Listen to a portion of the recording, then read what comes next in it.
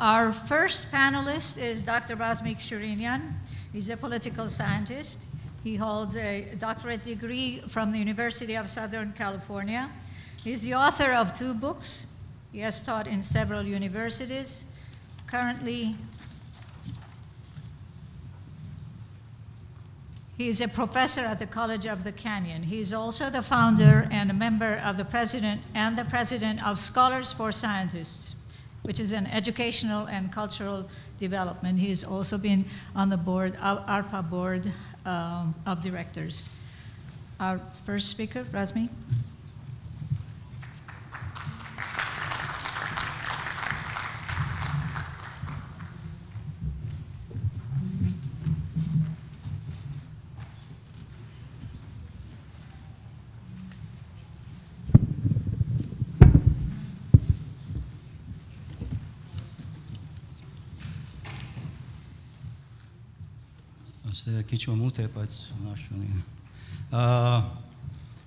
I will try to give you a prescription and explain the politics of development in the state building process, closely connected to the local economic and socio-political milieu, and I will try to explore the inherent links between the state and society. In order to envision Armenia as a developing state and explore the relations between its principal institutions, such as courts, treasury, legislature, executive, banks, and other financial institutions, and society, the endogenous institutional approach, I think, is important here. Inward-looking development approach.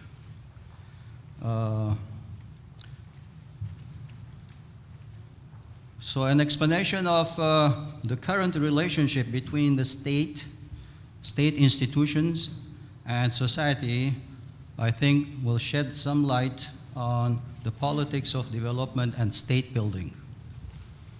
The primary concern of this essay, which is still a draft, is to explore the development process in Armenia tailored to the local context. The emphasis is the priority of endogenous development in the state building strategy as the best approach for Armenia to sustain itself.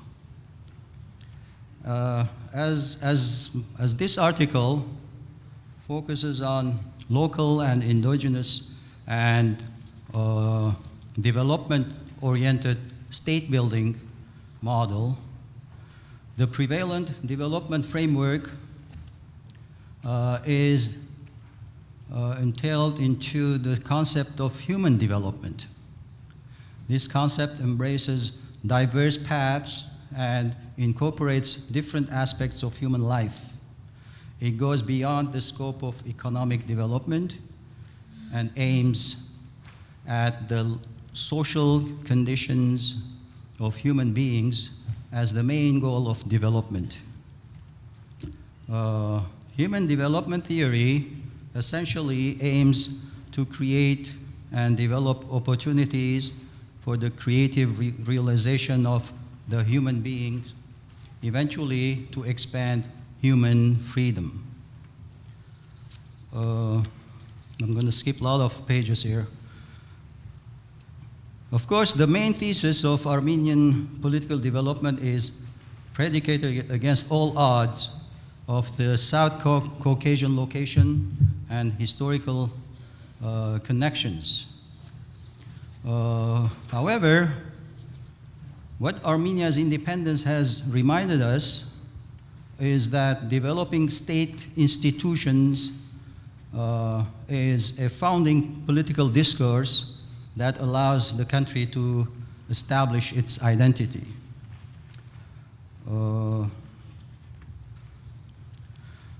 Like many other developing countries, Armenia's economic growth in the last 25 years or so has been limited and has not been matched by development of its infrastructure and by institutional competence of its governance structure.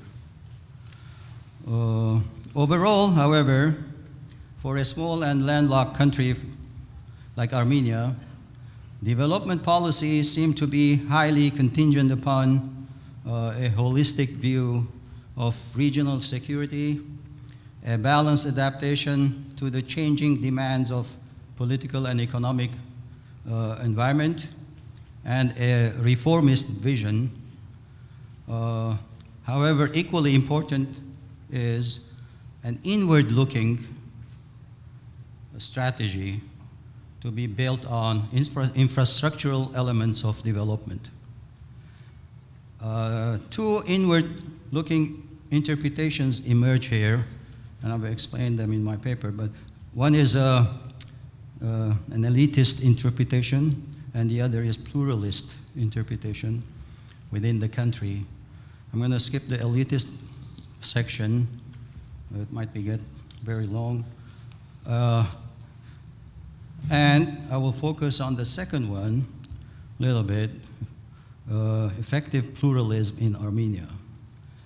If in fact Armenia will transform into a genuine democratic system, then the plurality of society should prevail in its politics.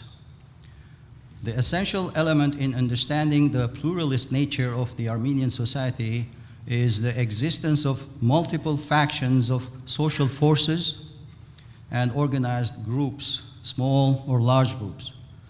The general public consists of many social, political, and economic groups operating in different spheres of life. They represent multiple objectives and views and compete for influence throughout society and government. Ordinarily, a pluralist political system is founded on the existence of competing groups representing diverse views. In this system, the necessity to form coalitions across a number of groups and institutions stems from the tendency to compromise and produce small and incremental reforms that are essential to development and avoid abrupt or coercive policies. A pluralist government, therefore, suggests that a steady reform process and development through incremental change and contributes to stability. Thus, this is important for Armenia because the abrupt rise of unorganized and mass society in the post-Soviet era promoted too much neoliberal freedom and too much potential for hasty change with limited order. Ostensibly, a system of political pluralism in the country can contribute to gradual reform and can promote a balance between the demands of civil liberties, economic freedom, and order. What are the elements of development and institutionalization? For a long-term development strategy constructed on pluralist perspective, it seems necessary to look at the key and familiar elements of development in the state-building process and institutionalization that are pertinent to Armenia. These are fundamentally political elements, such as national identity, government legitimacy, infrastructure, civic duty, participation, equitable distribution of the wealth, human resources, natural resources, so forth and so on. Among all these and many component elements of development, I focus in this essay on two fundamental ones that have prioritized and that are directly relevant to current Armenian political juncture. One is government legitimacy, the other is infrastructure. There seems to be a fundamental correlation between a well-established and developed society in a country and these two key elements of development. Government legitimacy is a key element to development and implies a responsive government to the general will, protects the plurality of the society, promotes human rights protection, and upholds high standard of judicial ethics and participation. Accessibility of the government institutions seems to be clear legitimizing factor and increases citizen participation in the political process and bolsters civil society.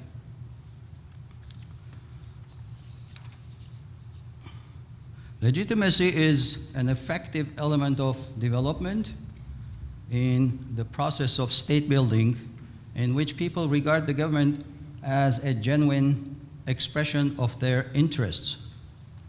The ideal situation of government legitimacy is in the vertical integration of the popular will into government institutions, and hence the rising popular consent with the state apparatus and legality.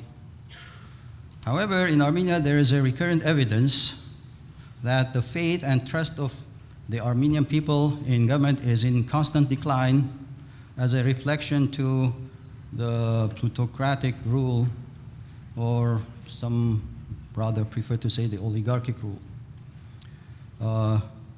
or also as a reflection of inadequate implementation of the rule of law, excesses of environmental abuse, immigration, and so forth.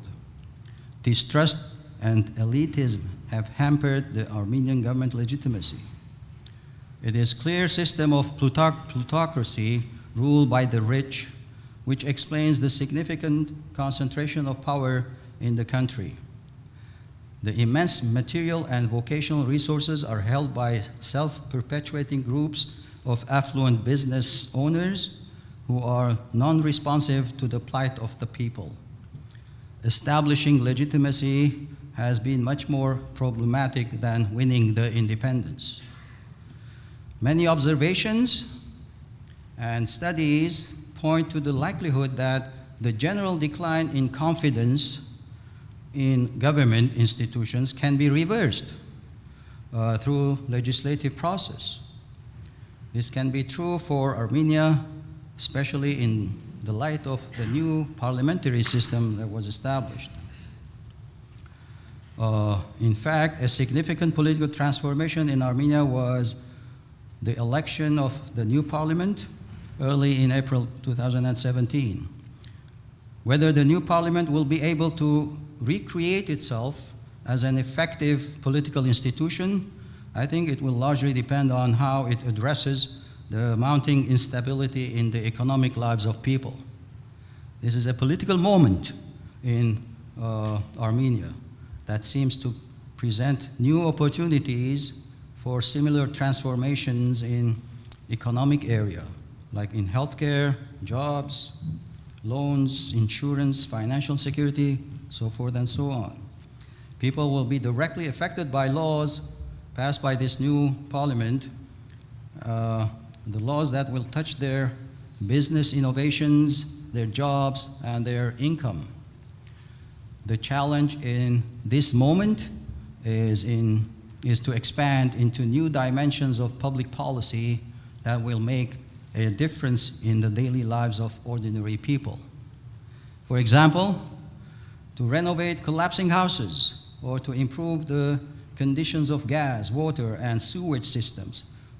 The local or lower level officials ordinarily transform the policy based on their funding needs and interests. Individuals and institutions that are involved in implementing such policies through their imprecise functions often blur the distinction between policy implementation stages all the way from the parliament to the streets.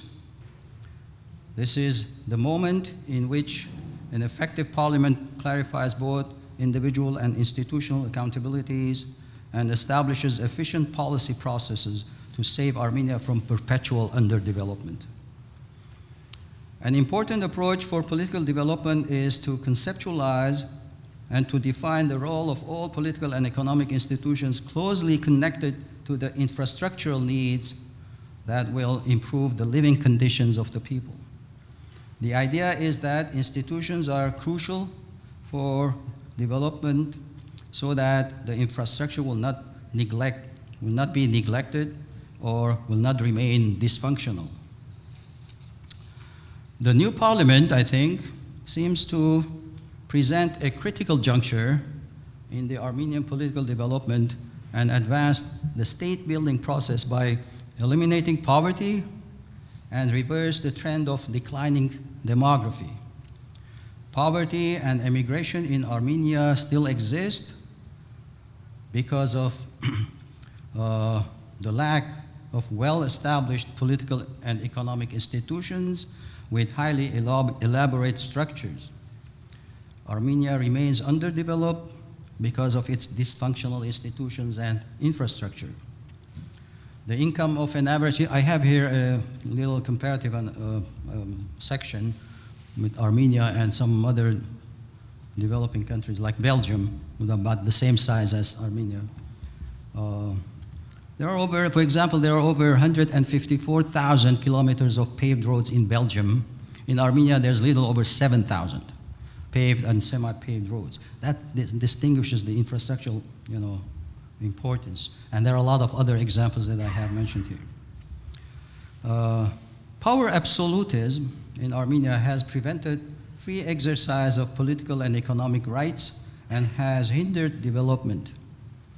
It is not that people in Armenia are denied commercial or political freedom, but the attitude of economic and political leaders provided that this freedom is under threat, under their control.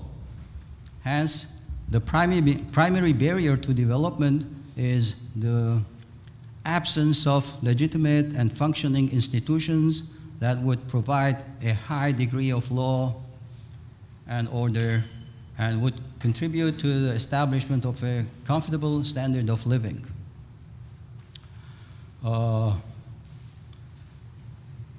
Stated briefly, the consequence of power absolutism led to limited economic and political freedom of the people and diminished government legitimacy. Infrastructure, to me, is the basic element of political development, as well as an element to advance human rights and freedom. Poor and dysfunctional infrastructure has negative consequences on participation, education, economic success, and development. My assumption, or the assumption here that I have, is clear. Infrastructure rights are closely correlated with political rights. This is probably our political philosophy for the 20th century when you need to adapt. Participation in politics is not just democracy in terms of voting or getting involved in NGOs or political parties or interest groups, organizations like that, but it entails a working infrastructure which in turn implies construction and reconstruction of houses, urban and rural roads, implementation of drinking water projects, labor law reforms, school reconstruction and curriculum, an overhaul of healthcare system, modernization and efficiency of the irrigation system, all to restore a healthy economy that would put people to work.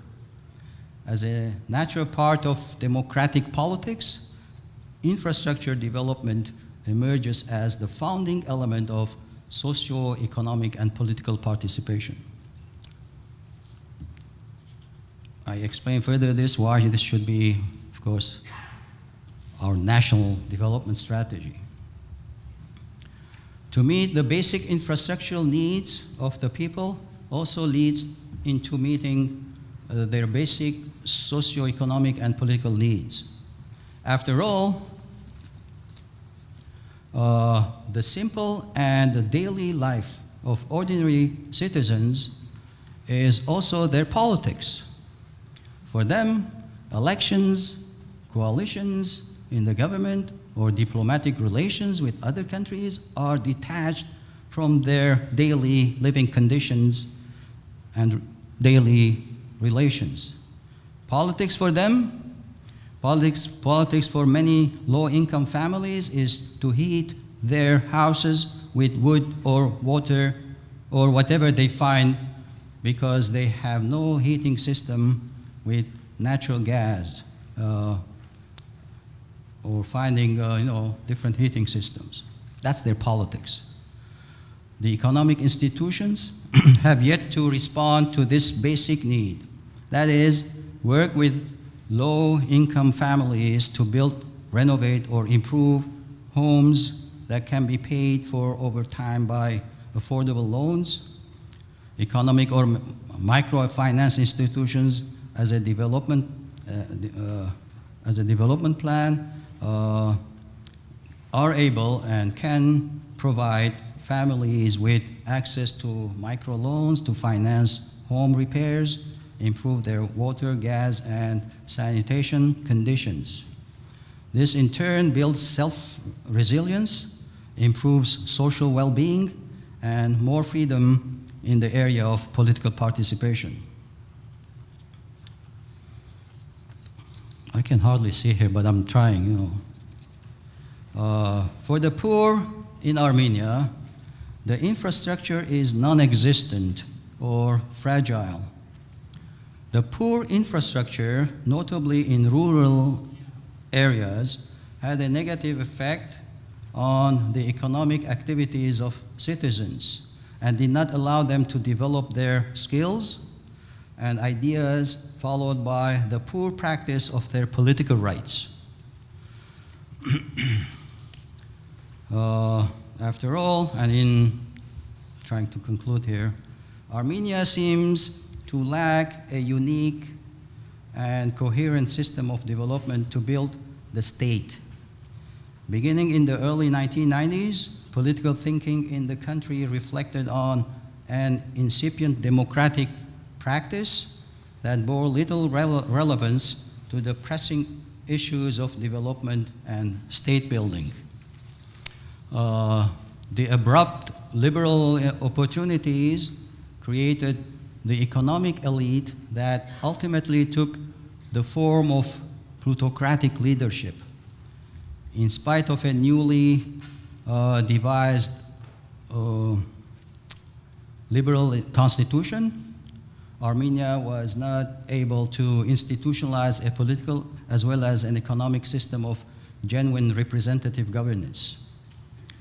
The political landscape of the South Caucasus did not provide the favorable environment for the implementation of development policies and building the state. The internal politics, largely within the plutocratic style of leadership, did not provide a conducive environment either. However, and notably under the new parliamentary system, and hopefully, there seems to be somewhat renewed prospect or an inclination to internal reform leading to political, economic, and human development. The opportunities, I think, in Armenia and potentials for Armenia to develop seem to be limitless. Thank you.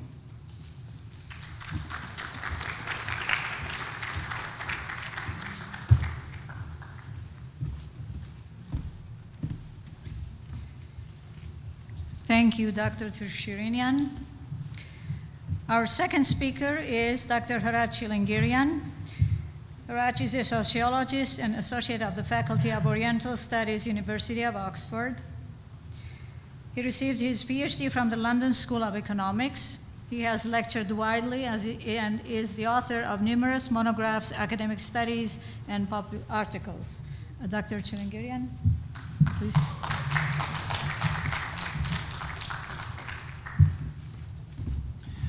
Thank you very much. It's really a great pleasure to be here with you this afternoon to share with you some ideas, and I'd like to thank the ARPA Institute and Dr. Hagop Panosyan for the invitation and congratulate on the 25th anniversary of this great organization. What I will present is not a social scientific paper, although it is informed by the social sciences, but an intellectual discernment on some of the prevalent issues in Armenian national life. I shall start with an introduction, then shall enumerate a few of the issues I believe are critical, and finally make some concrete suggestions. The often repeated rhetoric of one nation, one people, one church in parochial Armenian discourse, especially in the diaspora, has failed to resolve the critical problems facing the nation since Armenia's independence. The nation remains to be divided in many aspects between two halves and many parts, and with two church leaders. In recent years, however, a new discourse on global Armenians is increasingly becoming part of an effort of constructing a post-genocide Armenian identity in the diaspora and Armenia. These new identity shapers seem to advocate a transition from survival mentality to celebration of life and success. One definition was provided in a full-page letter published in the New York Times last year in October, according to which a global Armenian is someone who, despite having forcibly displaced and dispersed ancestry, lives across the world and has made or is making major contributions towards advancing their adoptive countries, unquote. Such global Armenians include scientists, doctors, engineers, and inventors making contributions to societies in their countries, politicians and diplomats serving in different countries, movie stars, sportsmen, bankers, and corporate executives, and of course, celebrities who have millions of followers on social networks. In short, a global Armenian is someone who is professionally successful, has an impact in their field, and has public visibility or recognition. One of the stated main goals of this prescriptive global Armenianism is to transform the post-Soviet Armenian Republic into a vibrant, modern, secure, peaceful, and progressive homeland for a global nation, unquote. This is indeed a vision that many in Armenia and the diaspora dream about. Of course, there are others who use the term global Armenian as a descriptive term or as synonym for dispersion. Yet even as global Armenians seem to be thriving in some 100 countries around the world, they don't seem to be thriving in the Republic of Armenia. With rare exceptions, global Armenians seem to exist everywhere except in Armenia. Instead, Armenia is visible through its oligarchs, that is a small number of people who have political, economic, social, and even cultural and religious power that survives through unquestioned loyalty, public obedience, or oppression. President Serge Sarkisyan himself affirmed at the opening of the 6th Parliament recently when he said, and I quote, "Indeed, today the face of corruption in Armenia has changed. It is increasingly becoming more visible and untenable," unquote, he underlined. No, the vast majority of Armenians in Armenia and diaspora are not successful global Armenians, as defined by the evangelist of this new concept. 27 years after the earthquake in northern Armenia, some 3,000 Armenians still live in temporary shelters. More worrying, 1/3 of Armenia's population is poor, according to Armenian government state statistical services. The World Bank defines poverty as, I quote, the inability to ensure an acceptable minimum of certain living conditions, unquote. In fact, poverty increased by 2.3% between 2008 and 2015. An Armenian government report explains that, and I quote, the number of the poor in 2015 was around 900,000, of whom around 310,000 were very poor, and of the latter, around 60,000 were extremely poor. Meanwhile, in the diaspora, there are over 10,000 Syrian Armenian refugees in Lebanon alone, facing myriad of needs and uncertainties. Global Armenians, like the ocean crisscrossing Armenian merchants of the 16th and 18th centuries, might have preserved colonies or continue to keep communities spread across the world vibrant, even as they face the risk of assimilation spread over generations. However, preserving a nation is not the same as preserving a community. The homeland, Armenia, is the guarantor of the continuation of Armenians as a viable nation. Boghos Nubar, Kalus Gulbenkian, Alex Manugyan, and Kirk Krikorian, for example, are exceptions. But rich organizations and successful global Armenians are not collectively as rich to preserve a country. Successful individuals alone rarely create state institutions which are critical for societal prosperity. National institutions are created with the participation, engagement, and involvement of the larger society.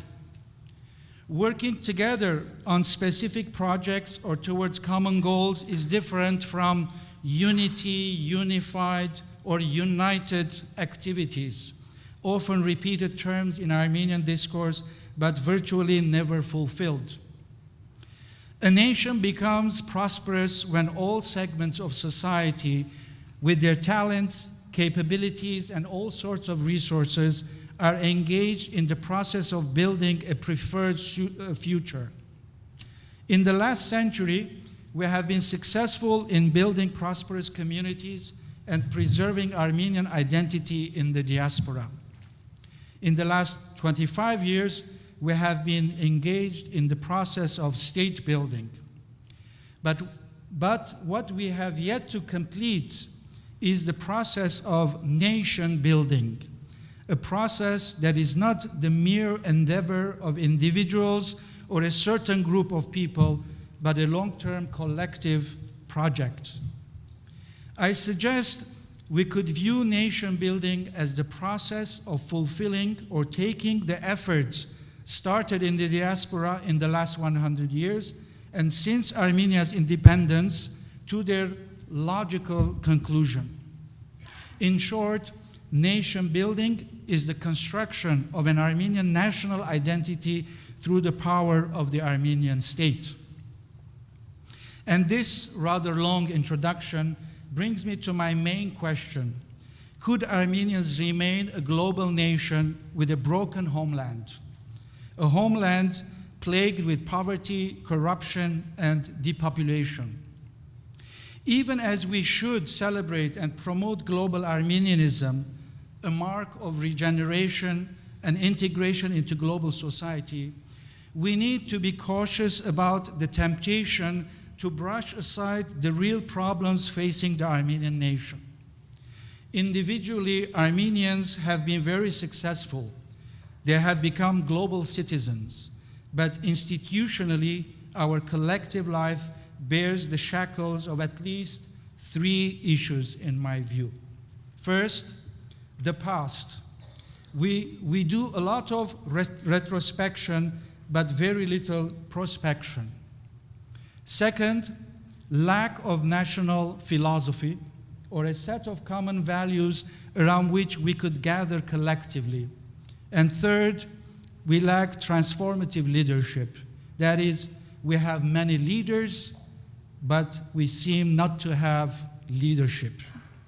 And let me elaborate on these three issues. First, the past. I suggest that we need a major shift of perspective in our national discourse from the past to the future. The past, our glorious and not so glorious history, rather than the future, seem to be determining what we ought to do in the present. In this sense, the wise remarks of the late Catholicos Karekin, the first of all Armenians, are instructive. And I quote, he said, "The glorification of the past does not mean turning the past into a worship idol.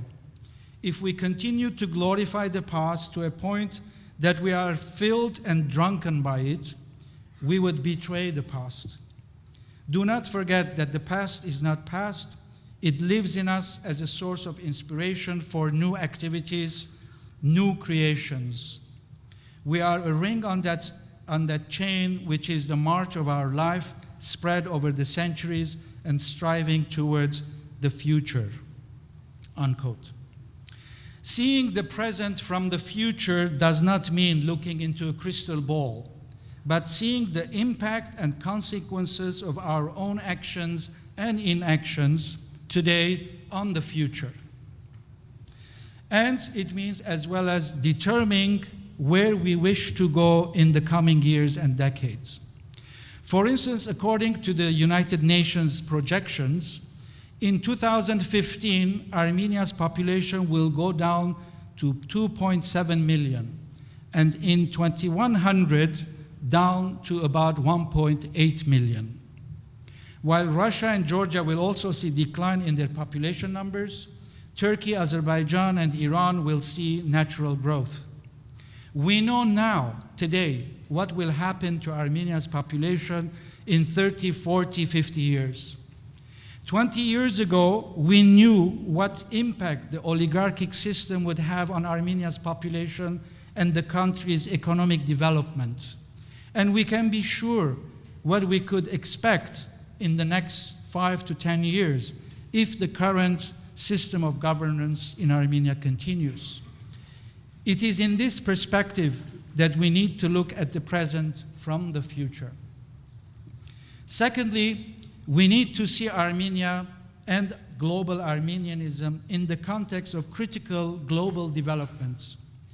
We live in a world where societal polarization, income inequality, and the inward orientation of countries are spilling over into real-world politics. Tectonic shifts in politics, economics, and social upheavals are reshaping international relations. These changes have far-reaching impact on how countries relate to each other and how risks are managed. Coupled with high debt and demographic changes, this has resulted in financial crisis and growing inequalities. Armenia, as well as Armenian philanthropists and philanthropic organizations, are not immune to the risks that are brought by these shifts in global developments. A number of global factors have critical impact, especially on small nations such as Armenia. Widespread corruption, short-termism, and inequality in the distribution of benefits of economic growth around the world have underlined the failure of capitalism as an economic model which has not delivered to the ordinary people. Ideologically speaking, neoliberalism, that is unregulated or slightly regulated capitalism, is under attack in many quarters around the world as a failed ideology. Neoliberal policies of the past decades have created inequalities in societies.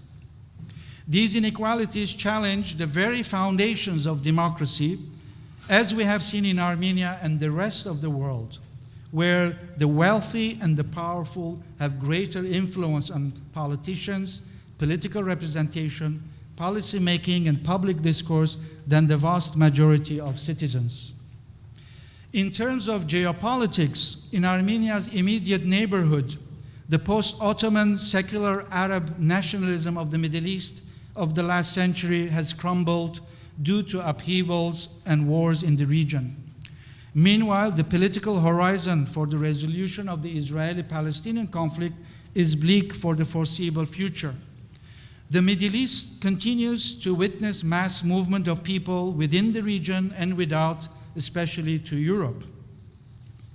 Against this political and economic background, technological advancements, or the so-called the fourth industrial revolution, are transforming societies, economies, and ways of doing business in ways never seen before.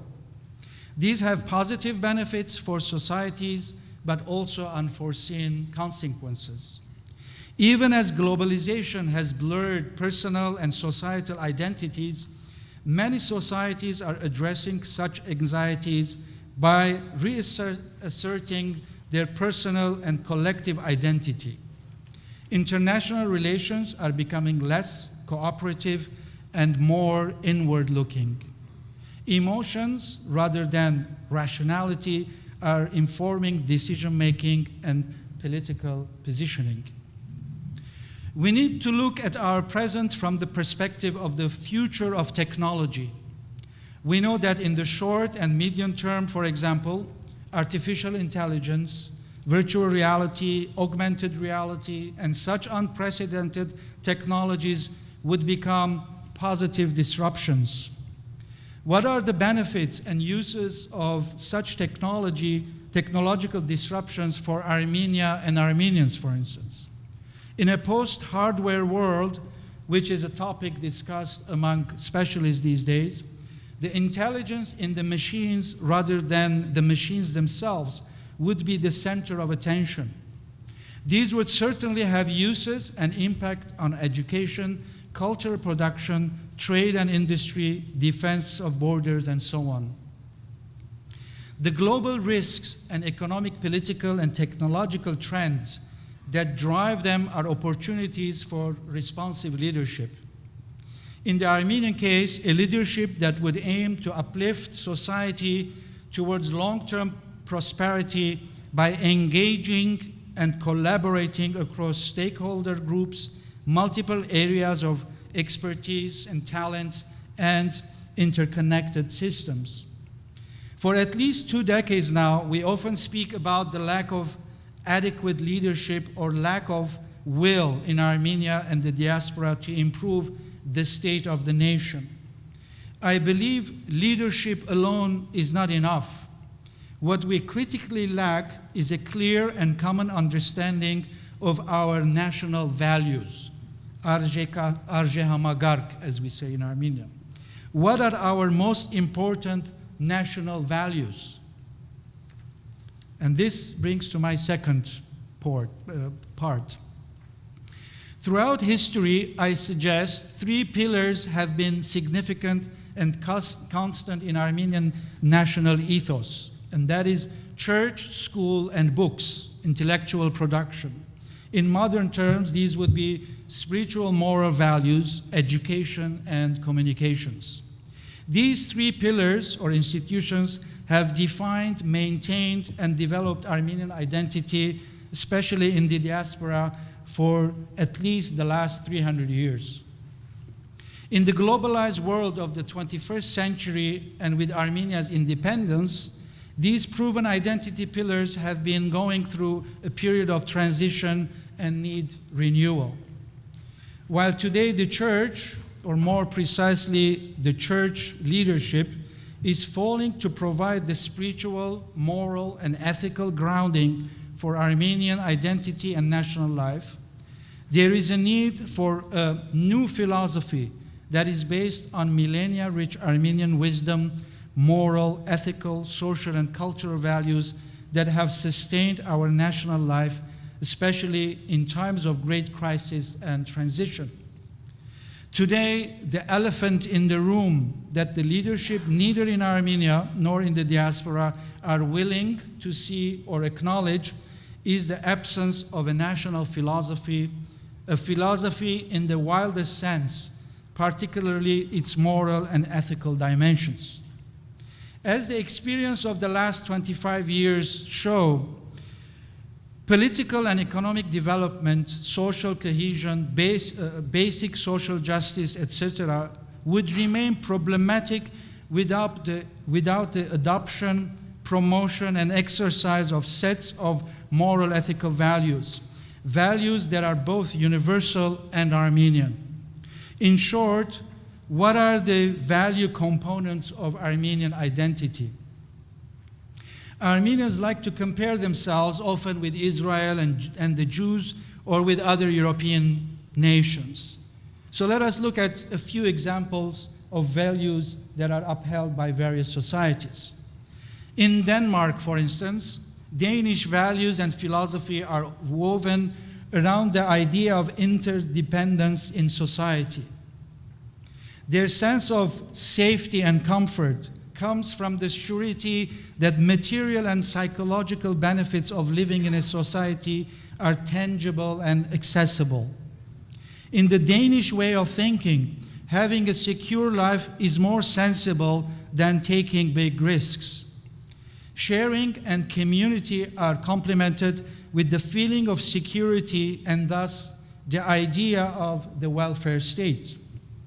In Singapore, values such as integrity, resilience, and teamwork, respecting and valuing every individual and their contribution, are among the sets of values that provide guidance to individuals and organizations. As for the Jews, for example, in a 2012 Jewish Values Survey, when asked what informed their political beliefs and activity, 8 in 10 American Jews said pursuing justice, that's 84%, and caring for the widow and the orphan. Another 55% said seeing every person as made in the image and likeness of God, unquote. Interestingly, according to a recent Pew Research Center survey of religious beliefs and national belonging in Central and Eastern Europe, Armenians, this was conducted in Armenia, Armenians scored the highest in a few categories among 18 countries. Armenians tend to be more philosophical than their neighboring countries. 79% in Armenia say they often think about the meaning and purpose of life. 57% said they feel a deep connection with nature and earth. 83% said they believe in fate. And 72% said they believe in miracles. And these were the highest percentage among their peers or the neighboring countries. What are or should be the basic values that would provide a common denominator for Armenians? This is, of course, the million-dollar question and one of the most complex and complicated problems. I believe answers to such questions should be the result of a process of collective and public thinking, discernment, and deliberations. I don't have a ready answer, but I would start with 2 items, the other 2 pillars of the Armenian heritage that I noted earlier. Throughout our history, education, the school, has been one of the most significant institutions in our national life. Education, or love of wisdom, imasta-sirutun, is part of our national fabric. From the 5th century Golden Age to medieval Armenian monastic universities like Datev and Akhbat, to the establishment of schools as priority for survival after the genocide, and so on. Education, as we know from experience, is not just schools, but a wider project that includes instilling values, character building, and etc. In short, education is the process or vehicle by which the national philosophy is transmitted and made a living experience. Finally, the 3rd pillar is communications. From the ancient manuscripts to tens of thousands of newspapers, magazines, periodicals throughout the last few centuries, communications has been the glue that has bound the Armenian nation together, intellectually, morally, and experientially. In the absence of statehood, transmission of knowledge and values through the print media has been part of our national fabric. Today, we have wider opportunities with new technologies to reach millions of Armenians rather than only pockets of Armenians or local communities as it was the case in the past. In brief, any serious transformative approach to our national life must include these proven pillars that would define the new Armenia in the 21st century. If we are to see progress in the coming years, a holistic approach to the development of Armenian national life is necessary. For instance, it has become very clear that you cannot leave politics out of the equation of Armenia-diaspora relations. While the economic and humanitarian aspects have been well-studied areas for national development, there has been virtually no discussion about our national philosophy, which would be driven by education and communications, and which will connect our present values to the past and would build a preferred future. And my final point, leadership and what needs to be done. Over the last 25 years, external and objective problems have been imposed on Armenia and Armenians. Restoring statehood in the post-Soviet era has been affected by many external factors, as we know. However, internally, one of the most critical problems for the prosperity of the country has been the lack of responsive and responsible leadership. Not lack of leaders, but leadership. Civil society, both in Armenia and the diaspora, is not involved in the decision and policy-making processes. For that matter, diaspora institutions, churches, parties, community organizations, rarely involve their wider membership or the wider community in their decision-making. Generally, independent professionals, experts, academics, business people are ignored unless it is for their financial contributions or their limited input. The first step towards building consensus around national values or philosophy is to create a visionary and transcending leadership which would articulate and address the most critical national issues. Such a step would bring together the knowledge, experience, talents, and resources of a wide range of individuals, institutions, and seemingly disconnected but equally well-meaning community leaders and members of the public. The aim should be transcending personal or organizational agendas for the greater good of the homeland and Armenians around the world. I believe three categories or groups of people need to come together in order to overcome the failures of such attempts in the past. The three categories are what I call the thinkers, the doers, and the makers. The thinkers are intellectuals, academics, professionals, activists who are independent of loyalties to parochial agendas and have a track record of objective approach to national issues. The second group, the doers, as I call them, are elected or appointed executives of organizations that have impact and influence in the Armenian world. And the third categories, the makers, as I call them, are the visionary individuals who have or control considerable financial and organizational resources, who value collective efforts for long-term benefits over gratifying short-term successes. What I'm proposing, of course, is not necessarily a novel idea, but a practical one.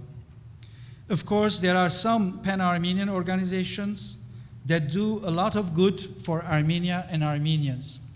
However, virtually none has been able to articulate and engage Armenians around a national philosophy for the 21st century. There are indeed lessons that could be learned from the past successes and failures. If we are to remain a global nation, we need to fix our homeland by drawing strength and lessons from the past, but must look at the present from the perspective of the future. In this process, we need to pay attention to our axiology and cultural values to complement and strengthen our efforts towards economic prosperity and especially political leadership. The ultimate challenge is how do we make collective ideas, values, and directions towards a preferred future come to life in our national life? And I leave you with that question. Thank you.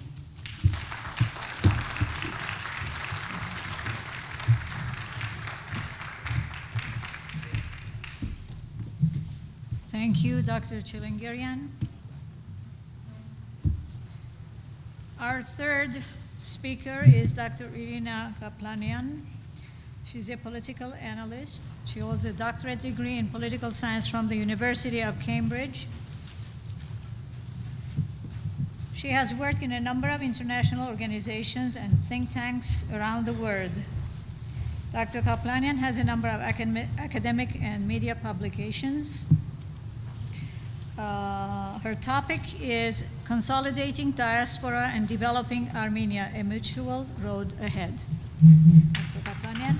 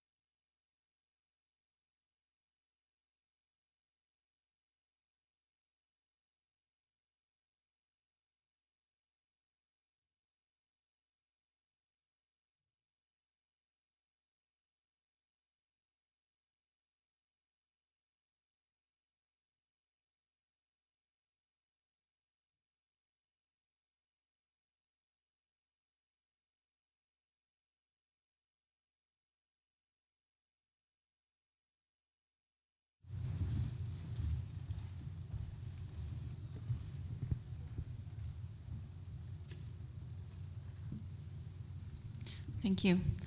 Բարև սիրելի հայրենակիցներ, I want to start by thanking ARPA Institute and Dr. Jacob Panosyan personally.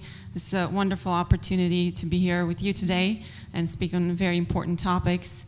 Thank you for a very insightful talk. Actually, many of the thoughts that I'll articulate today resonate strongly with what Dr. Chilingirian was saying earlier. So I'll very briefly touch upon conceptual framework, which I've used to put together this paper. Then I'll engage in a discussion of challenges of the relationship, namely Armenia diaspora relationship. And then we'll talk about the mutual road ahead, and that it is the only way forward.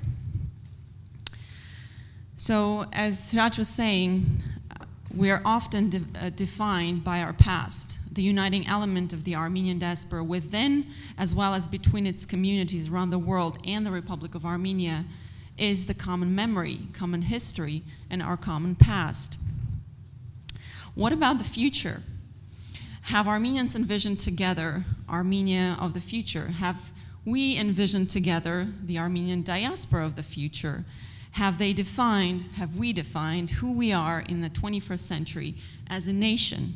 Talking about what Raj earlier was talking, the national philosophy, as a country and jointly as a unique global entity. So I've used Benedict Anderson's, I love that book, The Imagined Communities, and used Construction of Nations and Articulation of Nations, authored by Ronald Suni, and also employed some conceptual ideas from the civic and ethnic nationalism. I love interviews. I find them to be very refreshing. Obviously, there's a consultation with conceptual literature, but just as for my book and previously the doctoral dissertation, I've done a number of interviews with experts. They're qualitative interviews with open and closed questions, and I find them very refreshing because there's interesting data that comes from interviews.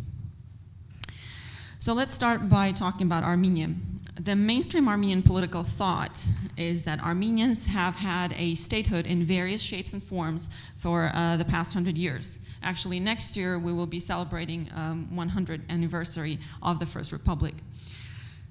Today, most of us call Armenia, independent Armenia, the Third Republic, but I prefer to call it post-Soviet Armenia in many ways because I believe that Armenia today is more defined by our Soviet past than by the 25 years of the independence that we've had. We have adopted the hardware, the flag, coat of arms, the national anthem of the First Republic, and the software in many ways, the political culture, style of governance, and political decision-making processes have been adopted, or rather they have continued from the Soviet Republic. So in many respects, Armenia today has exhibited a lot more continuity than change. That continuity, unfortunately, has also been present with the diaspora-Armenia relations. There were no mass waves of repatriation, which we, our communities around the world, thought would actually occur. In Benedict Anderson's words, the imagined communities, we thought that actually that would happen. In fact, what happened was mass out-migration. Armenia was not built by the diaspora, and avenues of cooperation remained the same, meaning that the same traditional diaspora institutions continued to be the main channels of communication with Republic of Armenia, for Armenians around the world to the Republic of Armenia. So essentially, a diaspora's role was marginalized. It was defined more along the lines of ethnic tourism and charitable donations than a meaningful, sustainable, and participatory engagement. The responsibility for this rests on the shoulders of both entities. However, in case of Armenia, it was clearly the failure of the three political administrations to go beyond pompous rhetoric and adopt actionable, feasible, and tangible strategies of mutual engagement. And I will engage in discussing each of the administration's policies separately in just a moment, but also want to reflect on the lack of vision or philosophy. The political leadership of post-Soviet Armenia has largely failed in articulating a powerful and uniting vision, adopting sound strategies to implement those visions, and implementing actionable policies. In many ways, when we question why this actually happened, and the expert surveys yielded some very interesting responses, and one of those were seeing diaspora as a liability and as perhaps even a threat to sustainability of political power. And political power in post-Soviet Armenia has been a closed circle, a closed club, and any potential engagement of diaspora was seen as permeation of that power. Diaspora's subsequent and essential marginalization from Armenia's political and socio-economic affairs followed. It was reduced to a role of a donor or of a charity organization, as opposed to a nation-building actor.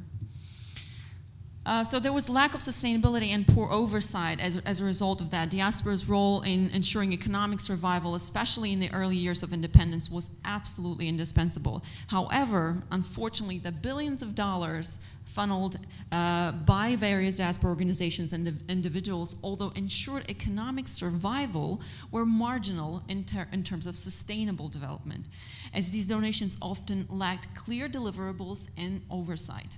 This further relegated diaspora's role and legitimized often poor governance and institutionalized corruption of independent Armenia's successive administrations.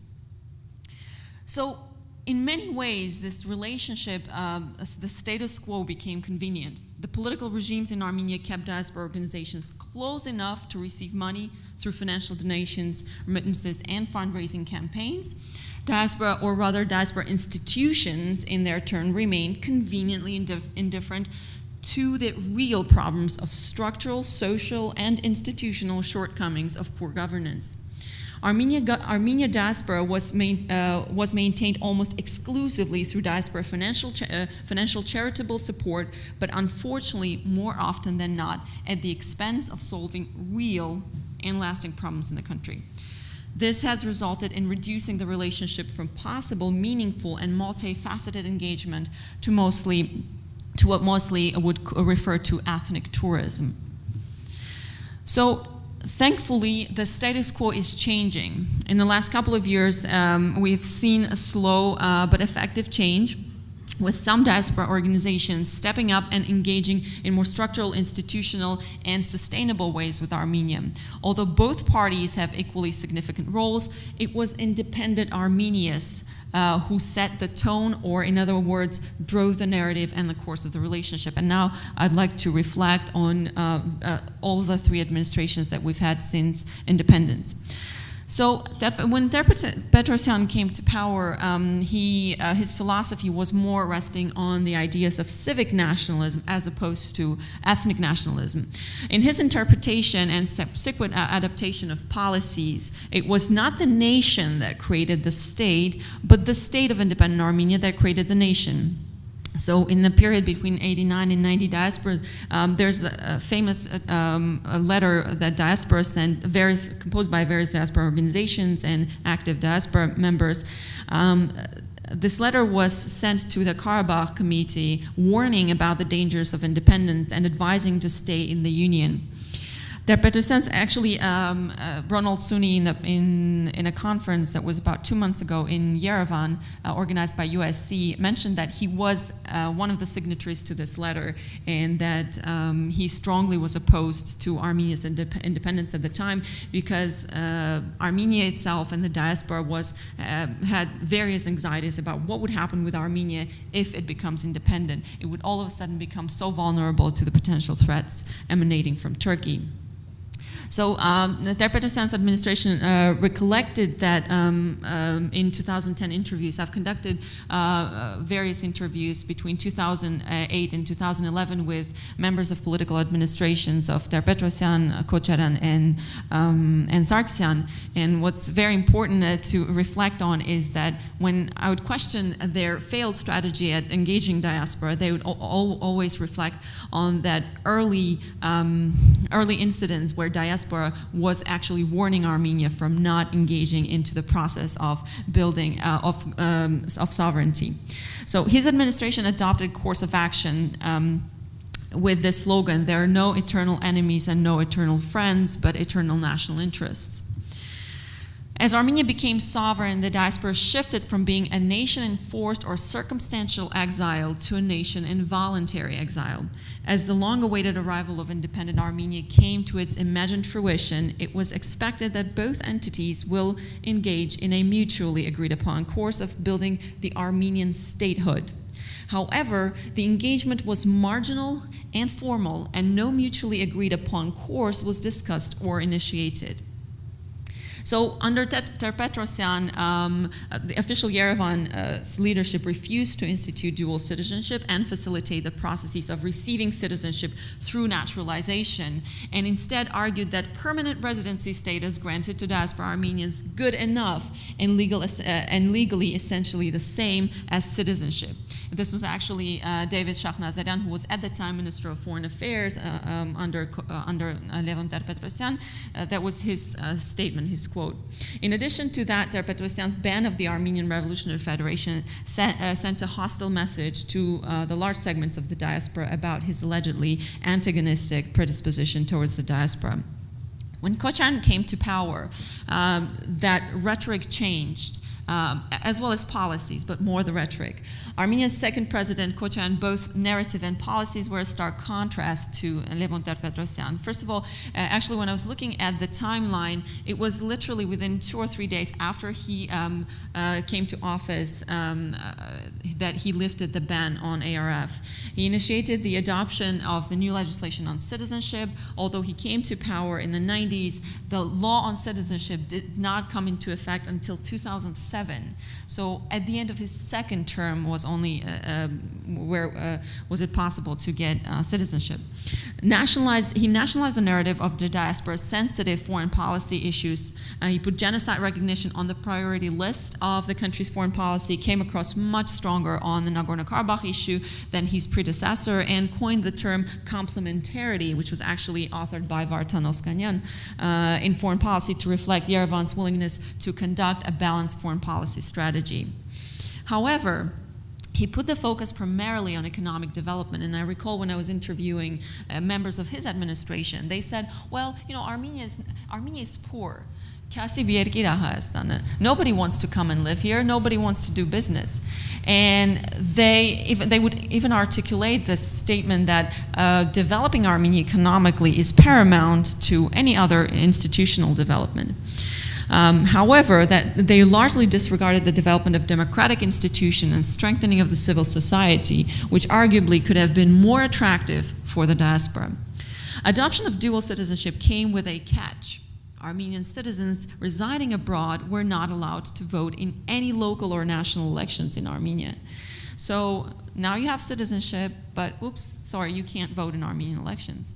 And it's interesting that the law on citizenship was adopted in 2007, and almost parallel to that was made this amendment in the Electoral Code of Armenia. It further marginalized diaspora's role by instituting and defining diaspora's role as exclusively and solely in the realm of charity and donorship. So Serge Sargsyan comes to power in 2008. His administration formally initiated a number of measures which aimed at strengthening the diaspora-Armenian relations. However, in reality, much of those initiatives were in many respects counterproductive. The creation of Minister of Diaspora versus the appointment of Ranush Hakopian. Hakopian, as we all very well know, has been previously a Communist Party loyalist and now a Republican Party loyalist.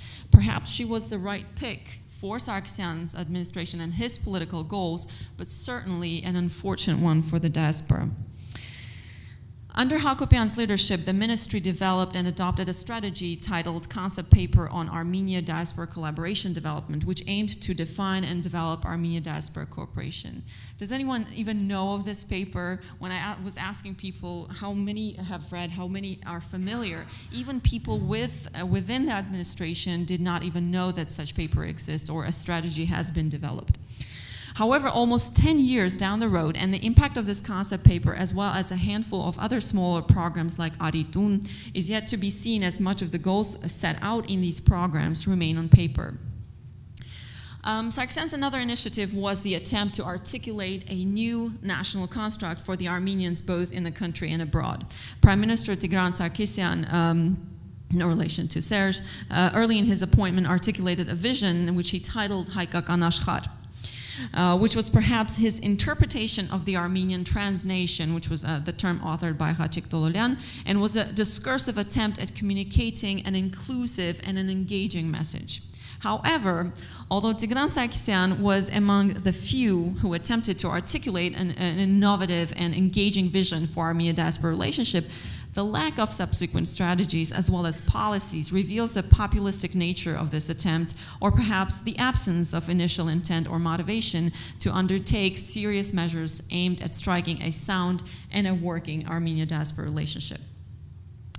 The most recent undertaking by the Ministry of Diaspora is the new report entitled State of Armenians in the World, which is set to create a large database of Armenian communities around the world, as well as initiate joint projects aimed at further rapprochement between Armenian diaspora. However, given the previous track record of marginal impact of similar projects undertaken by the ministry under Hakopian's leadership, many are in doubt about the effectiveness of this undertaking as well. Very importantly, I want to reflect briefly on the constitutional provisions of 2015 and what slipped from the attention of many in the diaspora, as well as Armenia, were the new constitutional provisions regulating the requirements for citizens on entering public office. The new constitution, which was adopted as a result of a referendum in December of 2015, stipulates that the positions of ministers as well as parliamentary deputies must be held by Armenian citizens who have only, and I repeat, only Armenian citizenship and have lived in Armenia for the past 4 years. This by default excludes not only diaspora Armenians, but those repatriated Armenians who have another citizenship.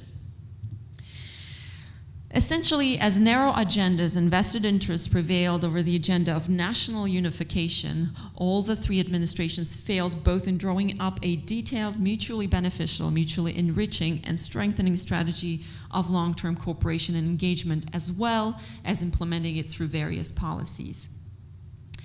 So putting aside the shortcomings of Armenia's successive political administrations since the country's independence, for the diaspora at large, Armenia remains a homeland, an imagined home of which many are place-conscious but not place-bound. For much of the diaspora, the core of Armenian identity is defined by history, culture, religion, language, and the genocide, but not by the state of Armenia. In terms of civic nationalism, Armenians around the world, as well as in Armenia itself, have still a long way to go on building a successful statehood, and to do that, they must consciously walk at least halfway on the path between ethnic and civic nationalism. So reiterating a few ideas that I stated earlier, the uniting element of Armenians around the world is memory of common past. This is why genocide remains primary and repatriation is secondary, if on the agenda at all. Repatriation will become primary once Armenians collectively succeed in building a democratic state with rule of law and respect for human rights. As previous 25 years have demonstrated, for the diaspora, economic development and security appear to remain secondary to democracy and rule of law. Armenian diaspora is a complicated relationship, or as I titled my chapter in the book, a failed marriage. Both entities engaged in the relationship not for a mutual benefit, but to fulfill their respective agendas. Arguably, diaspora saw Armenia not as a goal in itself, but as a means of resolving its agenda, at the top of which was genocide recognition. Now, diaspora here is loosely defined more by diaspora organizations.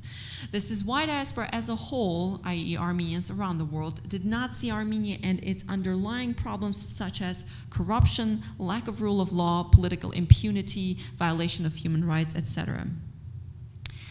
There's also a growing divide within the diaspora itself between the traditional diaspora organizations and the diaspora Armenians. In the reality of this divide, assimilation, which is defined as the main threat to Armenian communities around the world, becomes secondary to the bigger problem, which is the failure to adapt to the changing value system, which Raj mentioned as well, of the new generation. Armenian millennials often choose to live in the future, and diaspora organizations would have to adapt to these changes and learn to reconcile with the updated Armenian culture. Culture is not static, and instead it's a living, breathing, evolving, and constantly maturing organism. Armenia can become the centerpiece of value system adaptation and cultural progression. However, if Armenians in the diaspora and in Armenia live in the future, generate ideas, create applications, patent inventions, the Armenian government and majority of diaspora's traditional institutions live in the past. This divide needs to be acknowledged first and foremost, and then acted on. Another major challenge of the path towards mutual engagement is the differences between the realities in which the Armenians of various communities around the world live, including the reality of life in the Republic of Armenia. The difference of the socioeconomic and political realities of Armenian communities around the world today far outweigh the ethnic connections that they have among their kin in the host countries throughout the world and in Armenia. In postmodern world, we have to think of new ways of aligning these communities and organizations. Alternatively, we will continue to generate more challenges than solutions, and the system will continue to disintegrate. There's alarming reality in Armenia: the adaptation of the society to the poor governance of the state, civic atrophy of the population, which we've witnessed with the results of the past elections, weakening resistance of the civil society, and the new generation is more nostalgic about the Soviet past. I want to reflect briefly on the aspect of belongingness. One of the ways to trigger the process of brainstorming and generating new ideas on how to align Armenian communities around the world among each other and between Armenia is to question the aspect of belongingness. Also relevant to the national philosophy, which Shach mentioned. Which aspect of being Armenian could generate the highest responsiveness among the incredibly diverse Armenian communities around the world and those in Armenia and Artsakh? As the past few decades showed, ethnic connections in their traditional understanding of language, religion, culture, and history have been failing at keeping the cohesiveness of the Armenian kin around the world. The realization of this is a first step towards understanding that in postmodern, or rather meta-modern world, other points of reference must be used in order to generate a national cohesiveness. Without abandoning the traditional aspects of Armenianness and rather embracing those to articulate an updated identity construct, a quick scan of modern successful Armenians generates nouns such as innovation, progression, cosmopolitan nature, and humanitarianism, to add to communication as well. And the earlier, which one was besides communication? So Armenia as a centrifuge. This type of identity construct is inclusive and broad. And as a 2.0 software for articulation of the nation, in the words of Ronald Suni, requires a hardware to operate on. The Republic of Armenia is that very processor through which the articulation of the Armenian nation should occur and which must serve as a centerpiece for the wide web of the global Armenian community. Whose Armenia is it? Back in the 1990s, Armenians of the Republic of Armenia articulated entitlement to the state of Armenia, often citing the hardships of war and the socioeconomic crisis. And if you talk to Armenians today as well, they still feel, if back then the entitlement came from living in very hard conditions, today they say, well, our generation went through this difficulties, so we're entitled to this Armenian. So coming back to the aspect of belongingness, it should be observed dually. Once one chooses to belong to the common national construct, Armenia by default, legally and politically, becomes his or her state. I remember when I was interviewing political leaders and actors in Armenia, I was asking the question about how do you define Armenian identity? And one of the brightest interviews I've had was actually with Salpi Ghazarian. At the time, she was head of CivilNet. Previously, I worked at Ministry of Foreign Affairs for over 10 years. She said that it's all about your choice to belong. It doesn't matter whether you know you can differentiate Charens from Narekatsi, or whether you speak Armenian or not, or whether you have Armenian last name or not. If you choose to belong, then you're Armenian. Moving forward, Armenian citizenship. In order to make this actionable and feasible, the choice to belong should be paralleled with an action of applying for Armenian citizenship and receiving an Armenian passport. The argument of the Armenian authorities that those Armenians residing outside of Armenia should not have a say in political affairs of the country, i.e. should not be able to vote, becomes obsolete once large numbers of diaspora Armenians receive Armenian citizenship and hence communicate the notion that the fate of the diaspora communities is directly correlated to the strength, resilience, and success of the Armenian state. All Armenians, irrespective of their location, should have the right to vote in the national Armenian elections, whether remotely or in Armenia proper. The act of participating in national elections is, in itself, a powerful exercise of national identity construct. It is not only the human potential of the diaspora that remains poorly assessed and hence insufficiently tapped into, but also the complexity of the plural identity of the diaspora. Although many refer to Armenian communities around the world as diaspora, the internal diversity of it warrants it to be referred to in plural as Armenian diasporas. This creates an opportunity to view diaspora as an entity differently and assess it first and foremost through this very prism of diversity and then through mutually cohesive aspects. Such multidimensional approach has a good potential of yielding a successful engagement strategy aimed at articulating and building on the vision of a mutually inclusive, imagined Armenia without borders and labels. So looking at some of the solutions, diaspora studies have shown that diasporic engagement into the economic, political, and even security affairs of the national governments have not only benefited the countries themselves, but also strengthened diaspora communities abroad.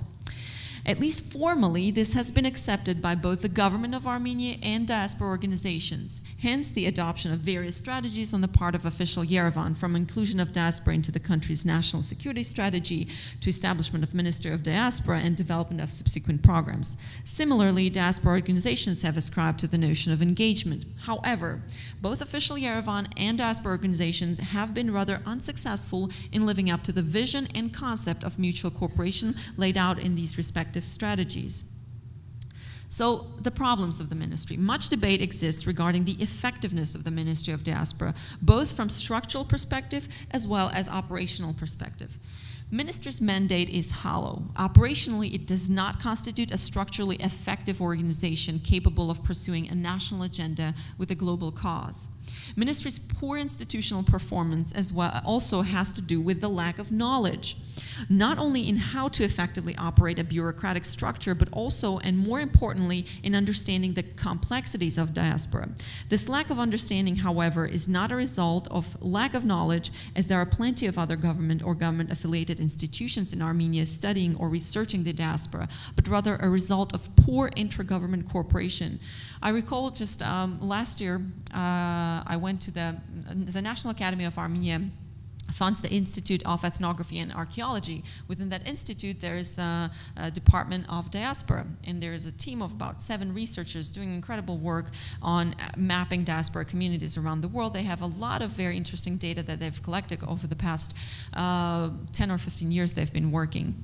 And to my question whether they work with the Ministry of Diaspora, they said they try to. And I said, why are you trying to work with the Ministry of Diaspora? They said, because they don't want to work with us. I said, how come? You provide important, valuable data that you collect from diaspora, that they actually get funding from the National Academy of Sciences to send their researchers to the communities, and they've done a few. They came here to LA, they went to London, Paris, Beirut, and Moscow. And they said, because they're not interested in our research. So that's just to give you an idea that there's a severe lack of intragovernmental cooperation between institutions that work on diaspora issues.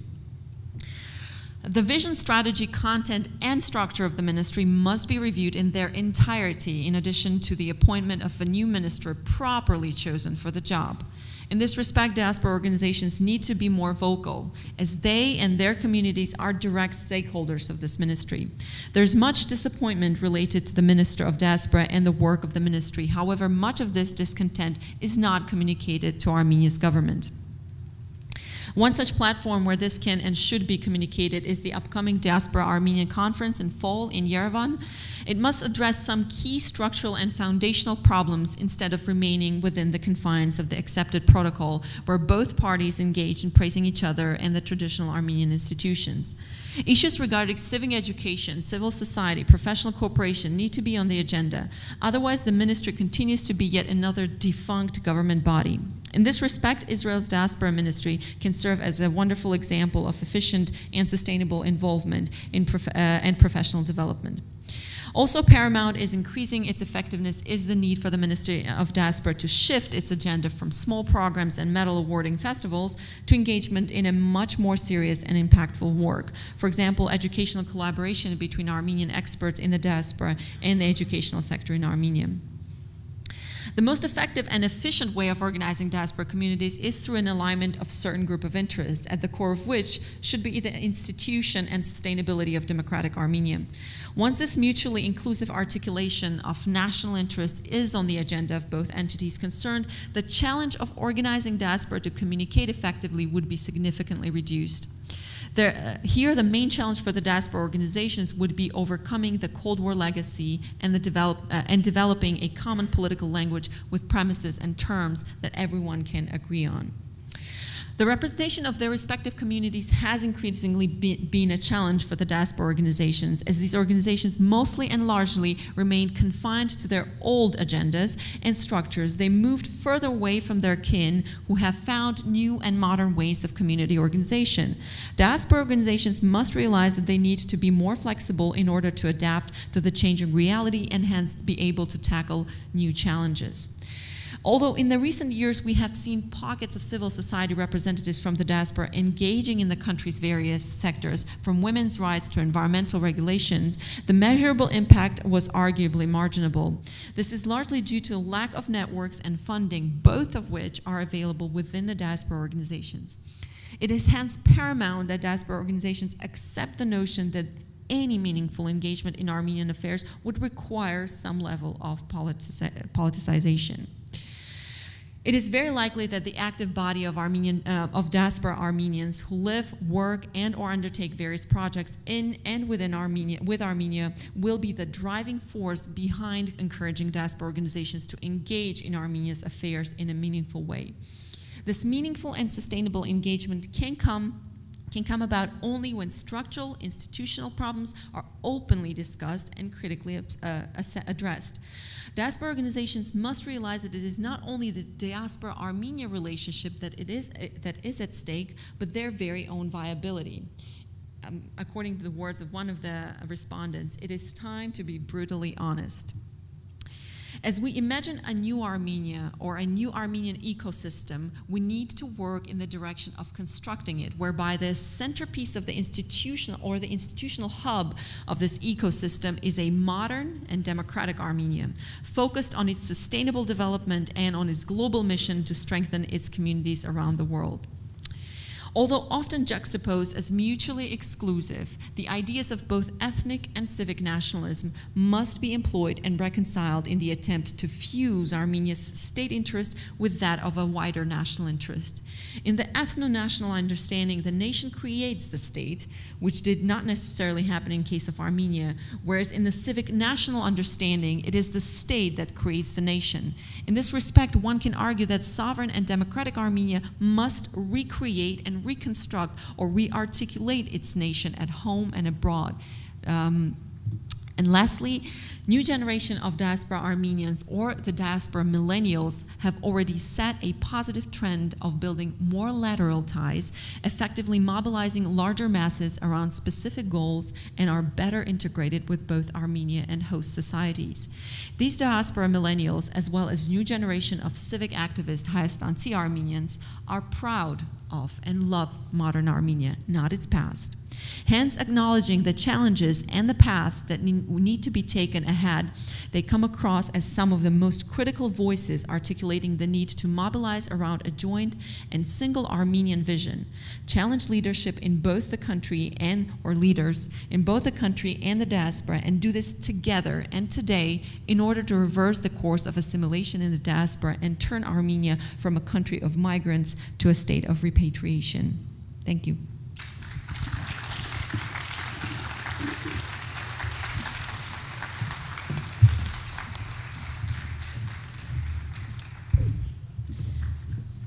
We thank our panelists for their new perspectives on the Armenia diaspora issues. It is now time to hear from our discussants. We have two discussants. Each will have 7 minutes. Our first discussant is Edgar Martirosyan, who is a graduate of UCLA. His undergraduate degrees in political science and international relations, and his JD is also from UCLA.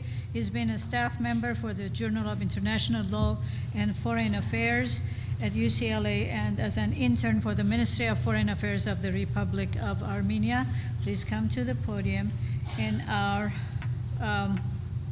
second discussant is Dr. Carla Karapetyan, who is a filmmaker, a director, writer, and a broadcaster. She's a graduate. She holds a doctorate degree from London School of Economics. She has directed many films: Children of the Secret State, Dying for the President, Lifting the Veil, Iran Undercover, and My Friend the Mercenary, and her feature is Screamers, who is very, who gained popularity. So, and you heard from Carla, she chaired our morning panel.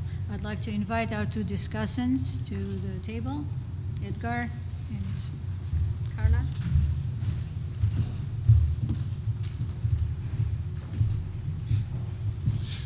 Can I take this off? Is that possible?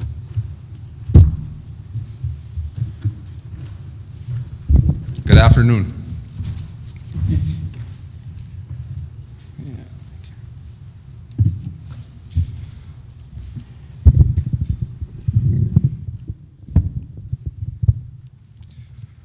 First and foremost, allow me to thank ARPA Institute for both organizing this wonderful event and for inviting me to take part in it.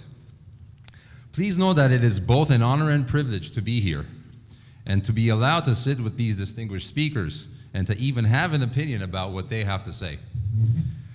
Now, allow me to address the speakers. I think I speak for everyone here today when I say thank you for your insightful words. Before I embark on my duties as a discussant, I would like you to know that while I make no apologies for any criticism offered, I mean no offense by it either. Indeed, I consider myself your pupil. It is, in a sense, your collective wisdom from which I have formed my opinions, for which I am immensely grateful. Having read all three papers carefully, I decided not at all to reflect on the contents of the papers themselves, perhaps except for one, Dr. Chilingarian's. I read his last about 2 nights ago and was incredibly disappointed. He was basically saying everything I had intended to say today, only far more eloquently than I could have ever dreamt of. My red pen kept on circling paragraphs and thoughts expressed with words such as bingo or yes or IO scribbled all over his words.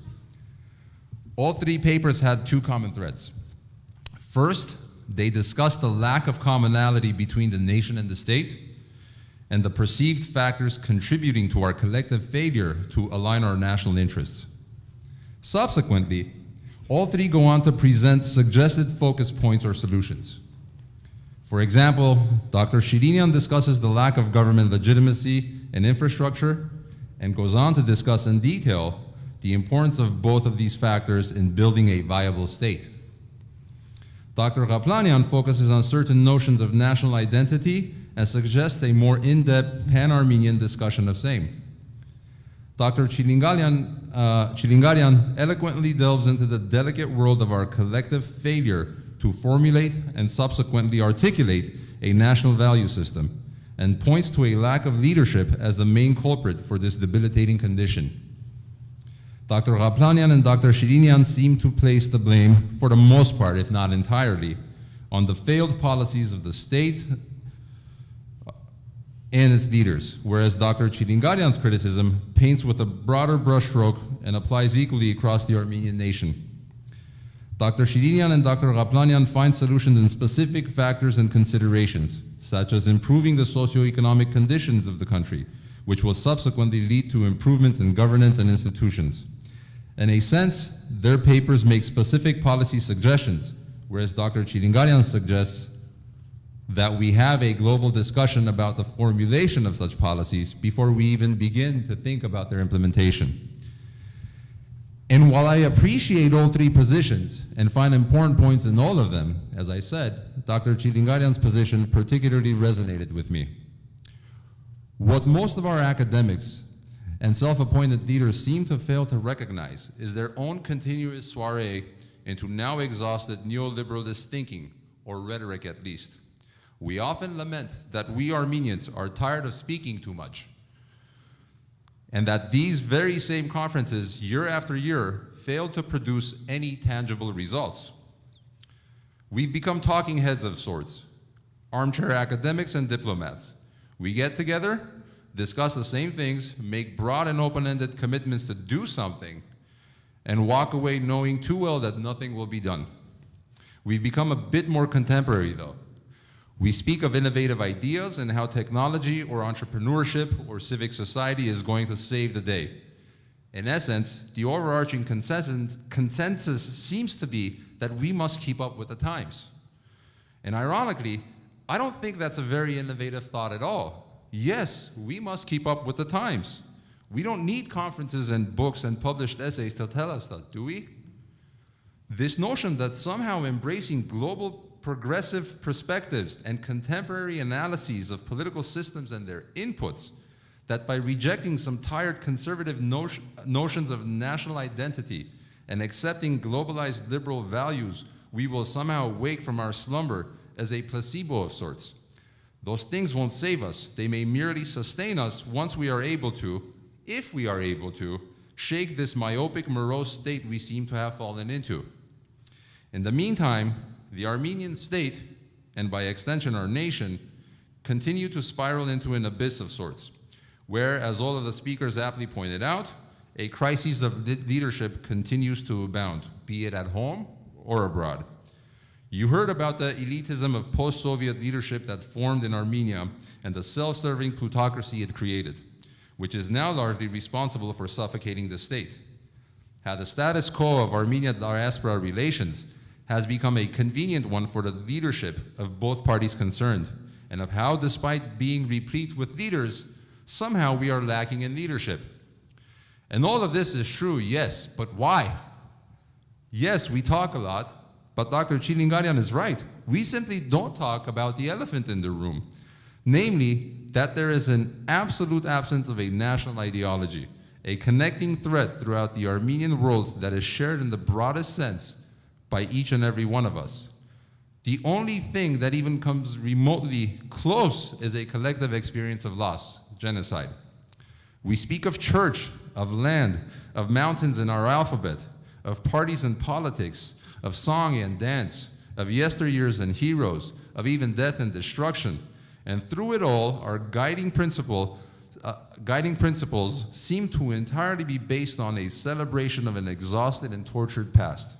In other words, we're so intoxicated with this word survive that it almost feels as if we don't ever want to thrive. Enough. So how do we get there? How do we form this national ideology, this across-the-board pan-Armenian philosophy? How do we identify, to quote Dr. Chilingarian, the basic values that would provide a common denominator for Armenians? What are some of the barriers to doing so? The speakers all discussed, for example, though to varying extents and in different terms, the complacency of our leaders with the roles they have acquired for themselves, both at home and abroad, and their unwillingness to ease the barriers of entry for civil society at large. Again, I agree with Dr. Chilingarian here. We must begin a process of collective and public thinking, discernment, and deliberation. We are replete with organizations that are able to generate tens of millions, if not hundreds of millions, of dollars yearly, yet somehow we do not have a single viable, broad-based think tank that is truly a reflection of the pan-Armenian nation. We have the talent for it, we have the minds that can run it, we seem to have the resources to create it, yet we don't have it. Throughout the last 25 years, we've invested hundreds of millions, if not in the billions, in various charitable and political organizations, yet virtually nothing towards determining what should be our collective aspirations. Traditional organizations, including political parties, have become complacent with their power and resources and tend to ignore those who challenge the status quo, both within and outside of their narrow circles. Business leaders with resources commit those resources to their own not so well-informed and or developed ideas of what is good for Armenia and Armenians, mostly seeing themselves as emissaries of innovation and change. And here's the kicker, we applaud them. We encourage it. We enable it. Rarely do they ask those who have committed a lifetime to studying these topics what should be done. Some new sexy IT center pops out, or some liberal innovative school or center of sorts is established in some region of the country where the new elites gather to extol one another's open-mindedness or ingenuous spirit. A ribbon-cutting ceremony takes place, some wine and cheese reception follows. Now I ask, is this how change is done? Again, enough.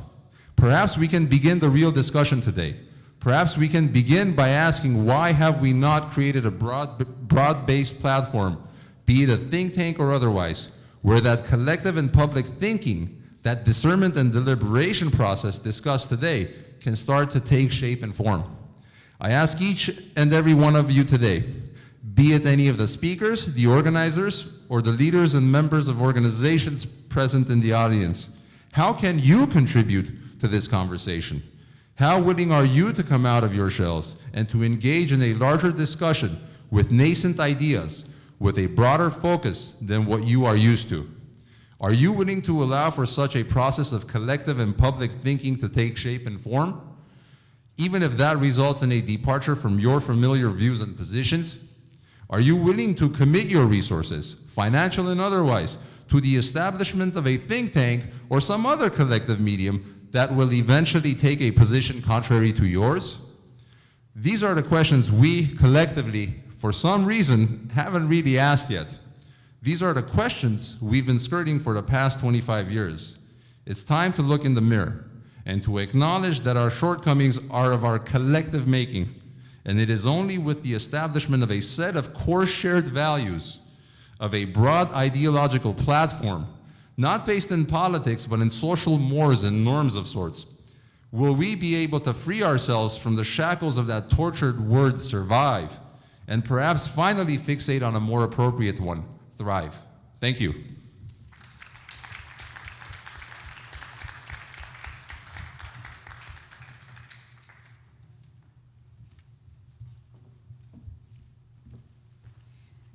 I don't want to take up too much time because I'm very interested in hearing what you, the audience, think of our panelists and their presentations. I just have a couple of remarks that struck me as I was listening. I too saw that one-page advertisement, and it wasn't an advertisement, it was the one-page treatise in the New York Times, and there was definitely an agenda there which was unspoken, and it was calling for unity, but it wasn't clear what that unified message was, and there did seem to be this conflict between the ideas. And I do think that, I'm speaking just for myself, that it is time for there to be that conversation, but exactly how it comes about, I think we're hearing today. It's not as easy as one would think. And this concept of a millennial diasporan, referring to the young folks in this room who are looking at their phones right now, I do feel very hopeful about them because they are communicating and linking us in ways that we have not communicated before as communities around the world, diasporan communities around the world on social media. There's a conversation going on. It may be of different forms within different communities, but it's happening in a way that gives me hope that we can have this conversation. Maybe it will happen more quickly than we can imagine. We don't know how the young people in our communities are going to, the agendas, the questions they're going to have, the things that are going to be uppermost in their minds. For example, how many Armenians do you know, young people, who have had a DNA test? This is a whole area which in our community we wouldn't have thought about 5 years ago, let alone 10 years ago. What is this that's driving our young people to know who they are? Is it a positive thing? Is it a negative thing? The fact that there's this obsession of knowing what our genetic roots are. I'd like to think it's a positive thing. How it plays out, in what form it takes socially, politically, I have no idea whatsoever. But I do think that there is a spark and a passion there in our young people that we're beginning to see. And finally, I'd like to say that in reference to our first speaker, that there is this tendency when we talk about economic development to forget about the very, very extremely poor in Armenia. And when we go there, and even this worst phrase, ethnic tourism, we go there because we want to feel an affinity for our homeland, and we stay in Yerevan. We don't go outside for one reason or another, and we don't really see the reality of what's happening there. And I think that we cannot have a discussion about Armenia and its future without knowing about the future of these people. And this is the reality of the politics there. And in any discussion about economic development, we can't forget it. We have to be inclusive in our discussions about them. And I think anything else is failing the very people that we want to help.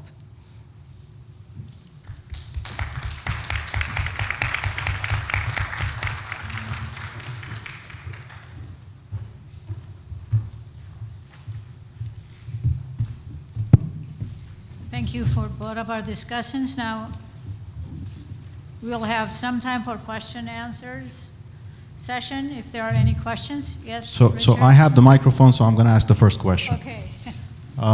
Thank you. Where is Edgar? Thank you, Edgar, for your comments. Actually, I was going to say to him that the socio-political organizations of the diaspora, when there is, young generation sort of representative challenging them, usually what ends up happening is that they kick him out. So, that was just an example. My question to participants is the following. What Edgar said, and me and him, we had this long conversation for years now. Who is supposed to come up with the vision for the Armenian nation? Is it the Armenian government? Is it the Armenian intellectuals? Is it the Armenian organizations? Who is supposed to come up with a platform that basically is working for everybody?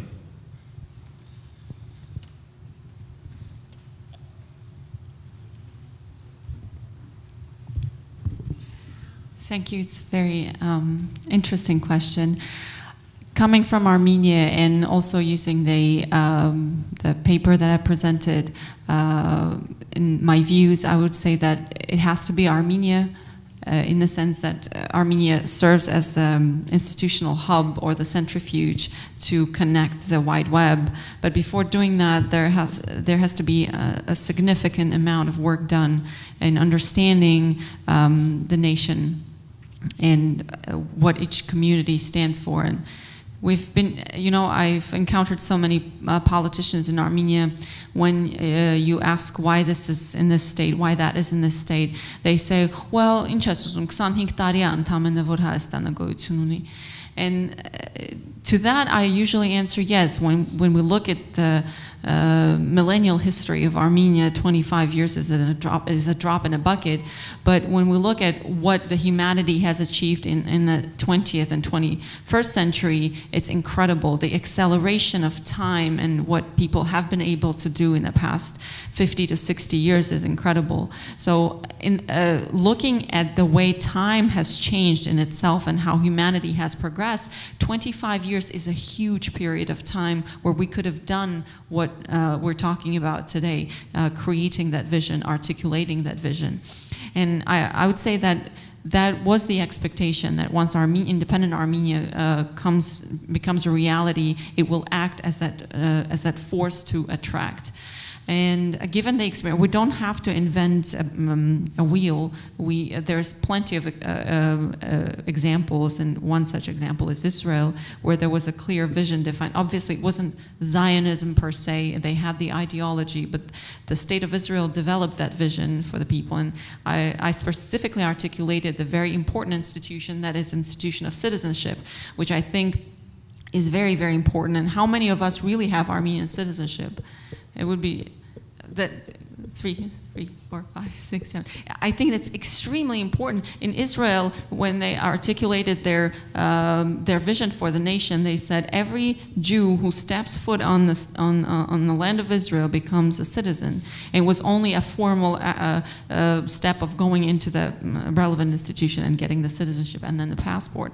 I think that's just one example of how it should have been done. And again, we don't have to invent the wheel. There are precedences, and I think it should have been the state of Armenia and the political leadership, obviously with the help of the intellectuals at home and abroad, in putting together that vision with actionable policies and strategies that would bring people together.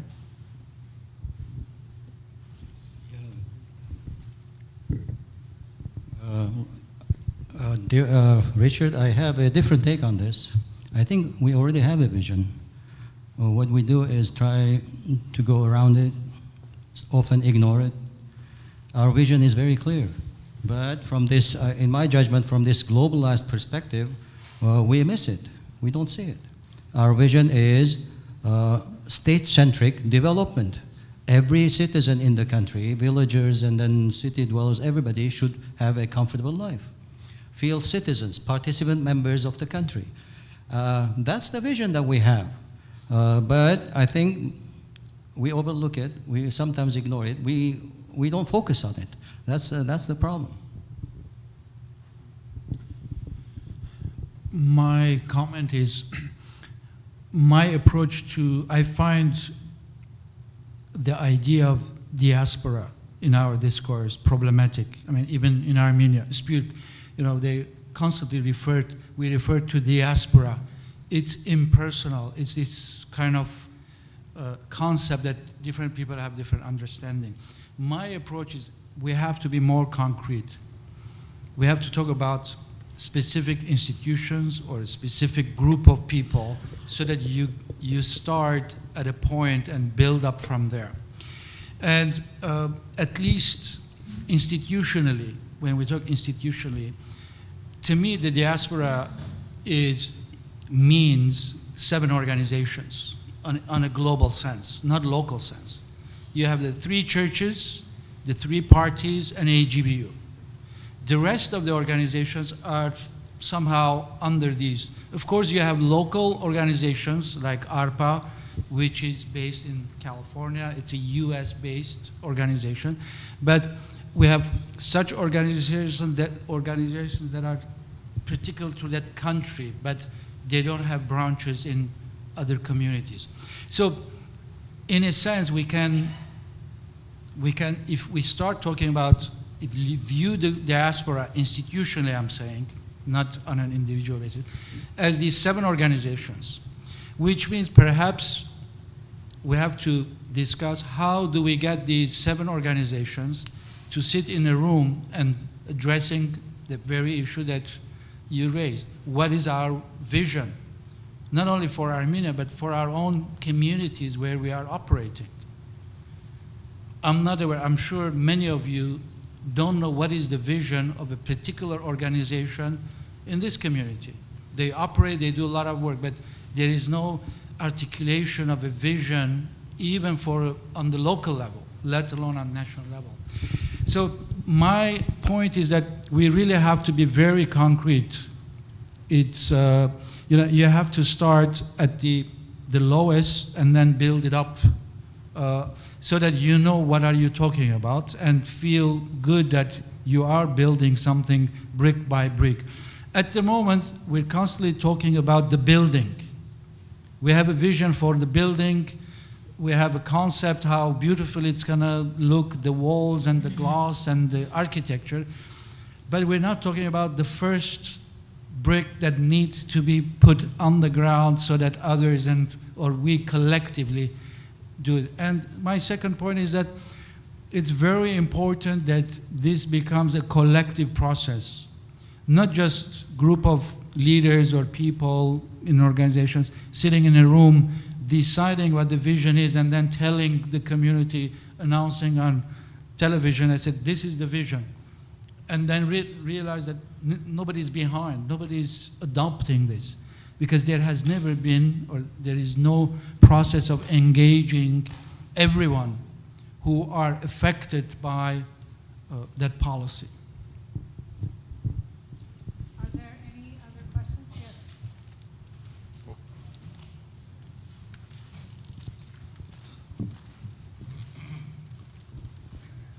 My question is basically a big why.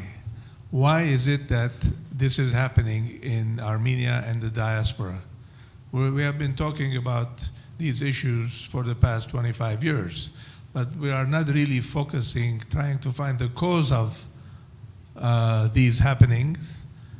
And if we don't know the cause of something, we cannot solve the problem. So why is this happening in Armenia and the diaspora? Is it globalization? Is it is it ignorance? Is it because of outside powers? Is it because they are members of secret organizations? What are the names of these secret organizations? And in what way they are affecting the decision making in Armenia and the diaspora? So if we don't talk about details as to why these things are happening, we cannot solve the problem. Thank you.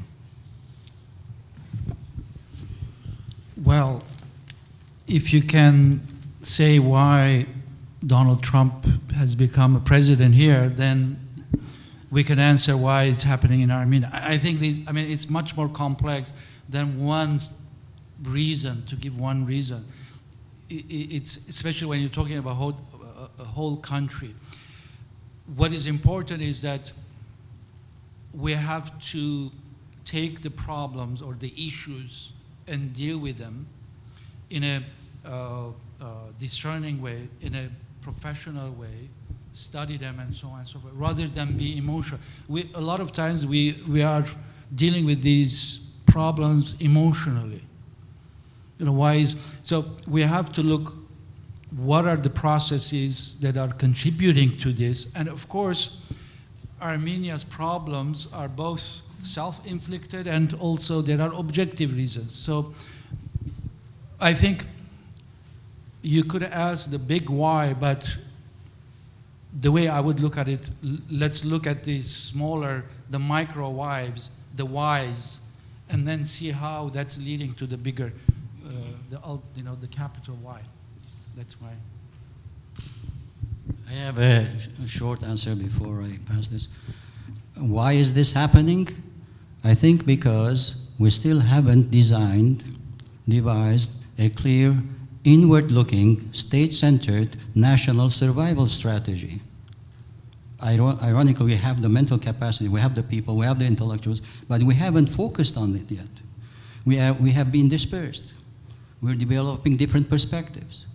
We're in the stage of developing perspectives. We're not focused on the real survival strategy of the Armenian nation within the state. We are ignoring this state-centered survival strategy, although it's in our capacity to do that. I'll try to provide a diagnosis as to why, from the perspective of Armenia, why Armenia has failed to articulate that vision. Definitely, we need to look into the Soviet history in order to understand why Armenia could not breed that type of, I would say, political or intellectual elite that could articulate that vision.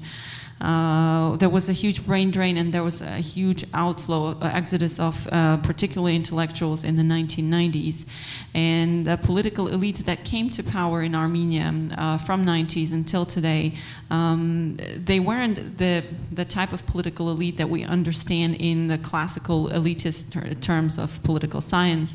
They came to rule Armenia by default and by means of the transition itself. If you look at who ruled the country, first Devontar Petrosyan, then the members of the Karabakh Committee, then we had a lot of military leaders that came to power.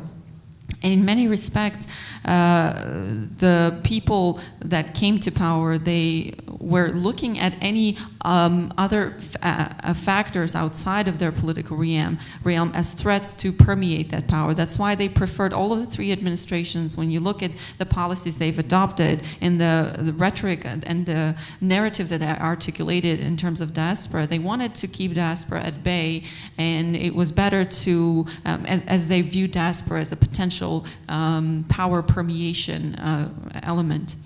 When we look at the diaspora and understand why diaspora didn't get engaged, in many ways, perhaps there was a lot of partisan politics with the three parties that, if we look at this, if we define diaspora in the 7 organizations that you mentioned, there's still a lot of partisan politics within each of the parties in the diaspora.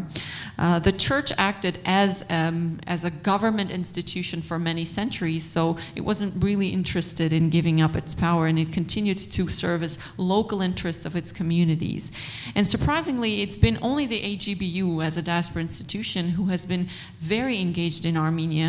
And recently, about 2 years ago, or a year and a half, they are the first major diaspora institution organization who has been involved in civil society and large and sustainable civil society projects.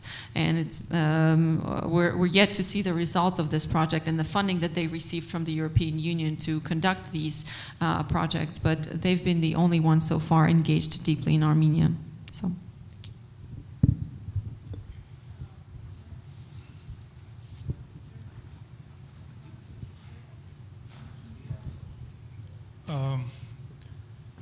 Thinking about everything that was said, what does the panel think about lack of leadership? It seems to me that we have some leadership in Armenia, but there is no leadership in the diaspora. And I would suggest that members of this panel could be good candidates for leadership, or they could suggest,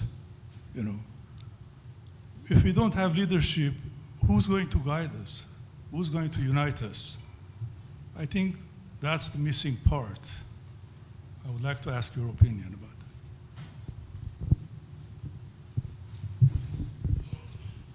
That's very interesting. Yeah, quickly again. We have a lot of leaders. I know we should accept the fact that we have a lot of leaders. We have leaders. Leadership, well, the definition somewhat is different. But as I focus in my presentation, these leaders that we have both in Armenia and in diaspora, they haven't gained political legitimacy yet. They don't have legitimacy. Yeah, they're leaders, but we don't feel comfortable to follow their guidance, their political decisions and policies. That's legitimacy. Especially, when you gain legitimacy in your entity, that should include the opposition, that should include the followers. See, leadership must be legitimized in order to establish, as a function as an institutionalized kind of policy institution. I think the problem is there. It's not that we don't have individuals who are leaders, but we have a lot of people who don't know how, to lead as legitimate individuals, leaders.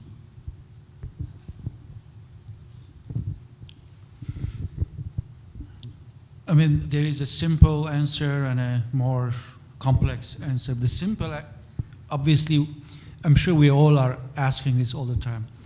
Why, for instance, if you take Los Angeles, you have leaders of the main organizations, right? At least the 7 that I mentioned. Why aren't they getting together, to discuss these very issues that we are discussing? What are the reasons? What is it that's stopping them from doing it? Are they incompetent? No, I don't think so. Does it serve their? Doesn't it serve their? So there seems to be like a lot of questions, unanswered questions, as to why 7 or 10 people can't come into a room to discuss these very issues. As simple as that. So we need to ask our leaders, why aren't you doing it? To the church, to the Gusak Sütuns, the parties, and the large organizations, why aren't they getting together to discuss these national issues? So that's, as simple as that. We think that there are hidden reasons or whatever. I don't believe that, but sometimes the simplest step is the best step. Let us ask our leaders, why aren't they discussing these issues? Please come into a room, invite 100 people. Very simple. These leaders, 10 or 10 of them, could come to a place like this, invite 100 people in the community and say, let's discuss these issues and what can we do? But as it was mentioned by Edgar, we come together, we discuss, we present papers, and we go home. Nothing is followed up. Now, the second issue, I think also, the more I think about this, we also overestimate our capacities in the diaspora, or as Armenians in general. Let's be realistic. Financially, we think that we're very well, we have unlimited money and resources, and I think a lot of times we overvalue that. There are solutions that require the kind of resources that we don't have in the diaspora even. So when we put objectives that are too beyond our means, we put ourselves in an unenviable situation. It's the same, you see poverty in when we go to Armenia, you see poverty in the villages. And you know that you cannot help the entire village. You can help one family. You feel helpless, confronted with this big issue. Likewise, it is also important for diaspora organizations to be realistic about what they can do with their resources, because it's not unlimited resources.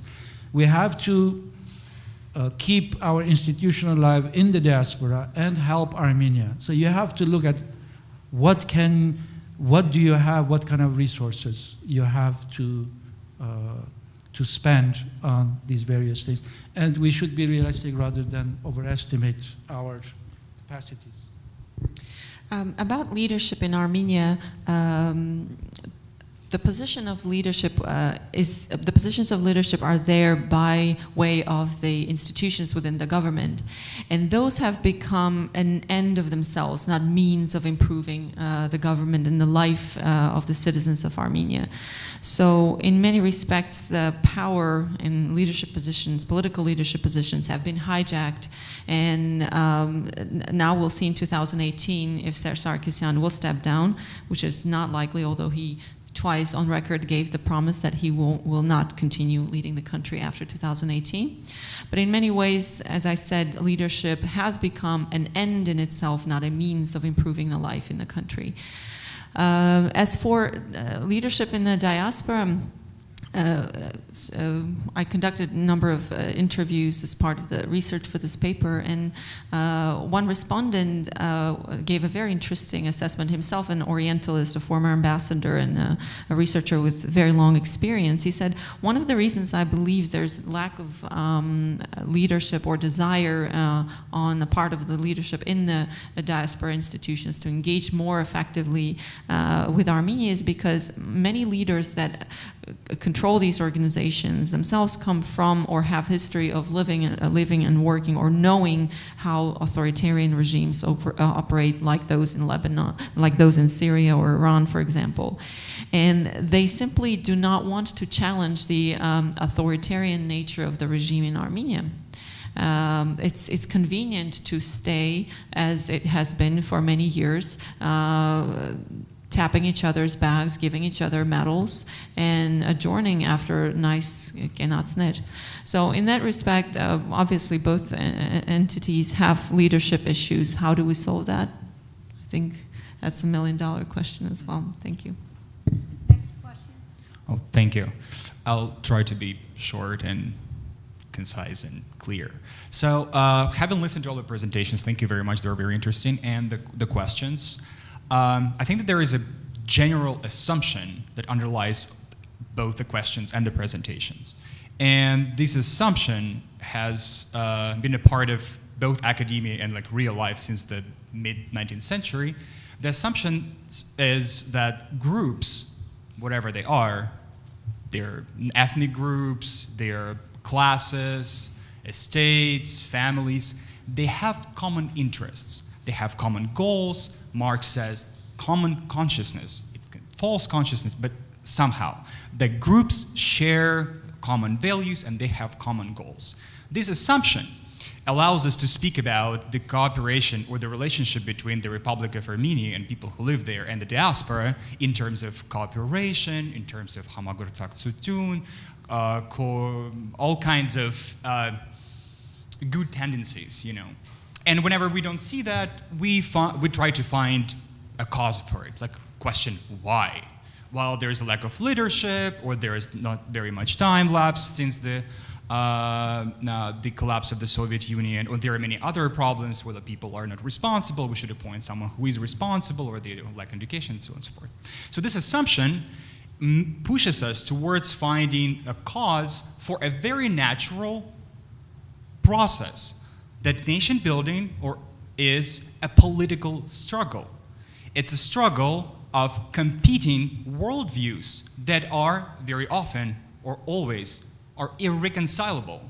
We cannot find or expect to find a common denominator for Armenians who live in Glendale and for Armenians who live in Armenia.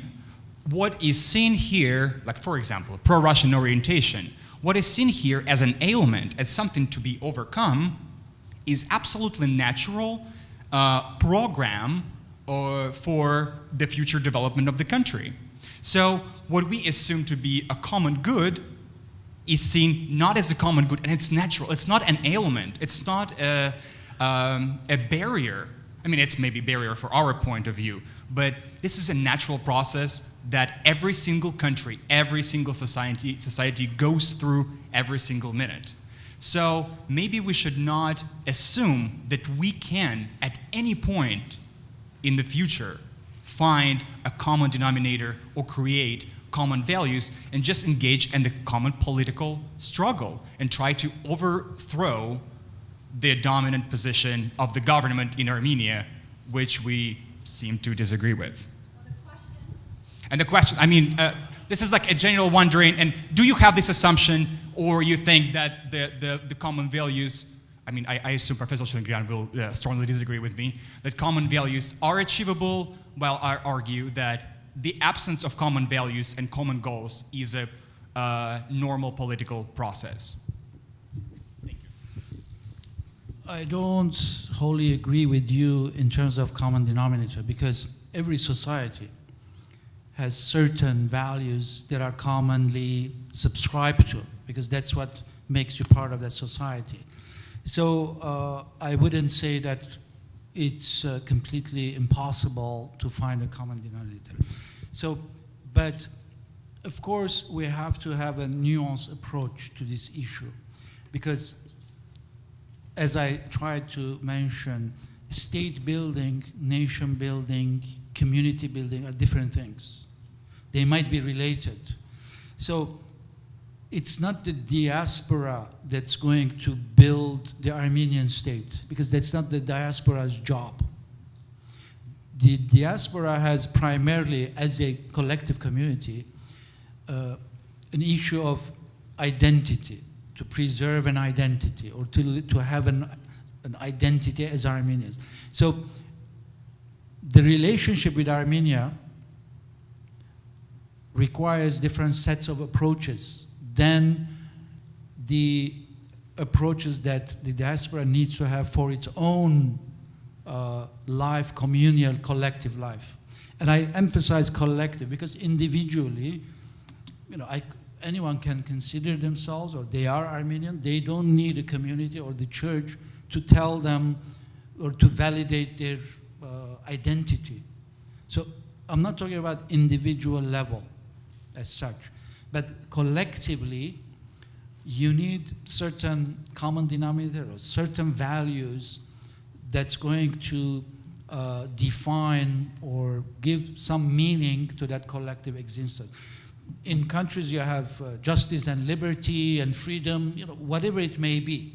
So it's not that we as Armenians don't have, we have values, or we've had meaning systems throughout history, but we haven't kind of crystallized certain in a wide sense, certain values or ideas which could be adopted or subscribed to and kind of enrich our lives as Armenians collectively again. So it's a much more complex issue, and my point always is that whatever a collectivity decides, That's what legitimizes, as Razmik mentioned, that value system. So individual, we can propose ideas, we could propose values, but it has no meaning. But if a group of people subscribe, and that's why you have political parties, because they believe, people believe in that political program, they subscribe to it, and they dedicate themselves to that program. So think about it as on a larger scale, as a community, as Armenian community, as Armenian diaspora, and as Armenian nation. So what are those values that we subscribe to as Armenians? And it's not an easy answer, that's what I'm trying to say. It is almost 5 o'clock. We can perhaps, if there is, one more question, 2 more, please let's make it a question form first and then quick responses. You are most welcome to stay after this to discuss if you have any individual questions with our panelists. They'll be around, but official will conclude in a couple of minutes in the interest of time. Okay, Harold. Okay, Harold first and then the gentleman over there. My name is Harold Demergent. I am the treasurer of ARPA. Anyone who wants to make a donation, I'll gladly accept your money. I have a question to our learned speakers. As a group of concerned Armenians living in Southern California, based on our observations, scientific studies, or opinions, is the Republic of Armenia, since independence, making progress towards self-sufficiency, political, economic, social, and all other isms, progress, or are we going backwards? Thank you. Unfortunately, and can we send that message to Armenia, whatever it is? Unfortunately, Republic of Armenia, on many levels, has not been making progress. If anything, it has been regressing. If we talk about political situation in the country, we farewelled Soviet Union, which was a country with a single party system. Today, with the way Republican Party of Armenia has monopolized political power, economic power, administrative power in the Republic of Armenia, it in many ways reflects the communist era. In many ways, we can define in political terms Armenia as a partocracy, a single partocracy. In economic terms, unfortunately, again, we have seen a regression, because if in the Soviet Union the planned economy was very much connected to not only Russian Federation, but Russian Republic, but also other republics. Today, vital infrastructure, economic infrastructure of Armenia is in the hands of Russian government or Russian corporations. If we talk socially, socioculturally, again, we have significant issues from the data recently released by Pew, where our population is also one of the most homophobic populations in the world. Two aspects of the recent study done by a German think tank, where it showed that our young population is nostalgic of the Soviet era. But more concerningly is the fact that Armenian population largely continues to feed off of media, which is government controlled, and media which is also aired from Russia. And in many respects, Russia is in this neo-Cold War era, where it wants to position the European Union and the West as large as this evil. And Armenian population is feeding off of that media, and in many respects is drawing that line. So to sum up, are we progressing? Unfortunately, my opinion is that politically, economically, and from socio-cultural perspective, we are not. And that's why these issues are alarming. Thank you. Our one extreme thought, Harold. We're not doing well. We have a lot of proofs to show that economically, politically, we're not doing well. The country is not progressing. And if this trend continues, I'll give you the extreme pessimist view. We all Armenians in the world might be globalized Armenians without a state. Probably that's the trend that we've taken. Unless we develop our survival strategy for the state with legitimized leadership, with sense of connection, common denominator between us and people living in the country. I'm just gonna, maybe you know this story that an American asks someone from Armenia, how many people live in Armenia? This is 3,000. How come? This is 3,000. He says, how come? How many people live there? 3,000. The rest are surviving. So that's what's happening. Okay, our last question. Yeah, you mentioned.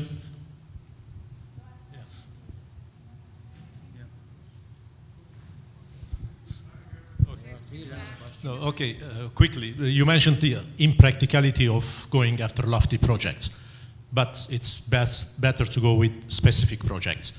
I know of one specific project that was suggested to the Mkhitar Heratsu. It was a health education related thing 20 years ago in Armenia. Okay, it was just ignored. That same project was, the state of Oman took it 10 years ago, and they are doing great strides in there. So my question is, even if you come up with specific projects, which you know should be productive, good for Armenia, okay, but the leadership there just ignores it, what do you do? Thank you for the question. I'll reflect on since the question is specific, I'll give a few examples. If the project, if the business that you're undertaking is on a small to medium scale, that it won't be necessarily there won't be significant obstacles. And I'll give you examples in, for example, agriculture. We spoke about agriculture being a significant share of Armenia's economy.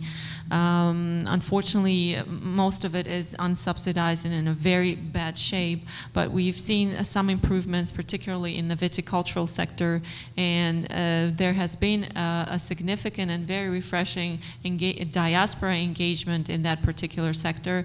And the very first boost was done by Eduardo Ernequian, an Argentinian Armenian who invested in Armavir. He purchased 450 hectares of land and planted vineyards. Originally, he thought he would be making cognac, but he shifted to wine. And that single, very large-scale investment boosted the entire industry of wine. It happened in 2007 and 2008. And since then, we have seen more than 20 to 25 different new labels come up to the market that have been very, very successful. It's just one example in the agriculture. Another, Armenian agriculture suffers from a serious crop diversification, and we had another diasporan come and start a project of quinoa.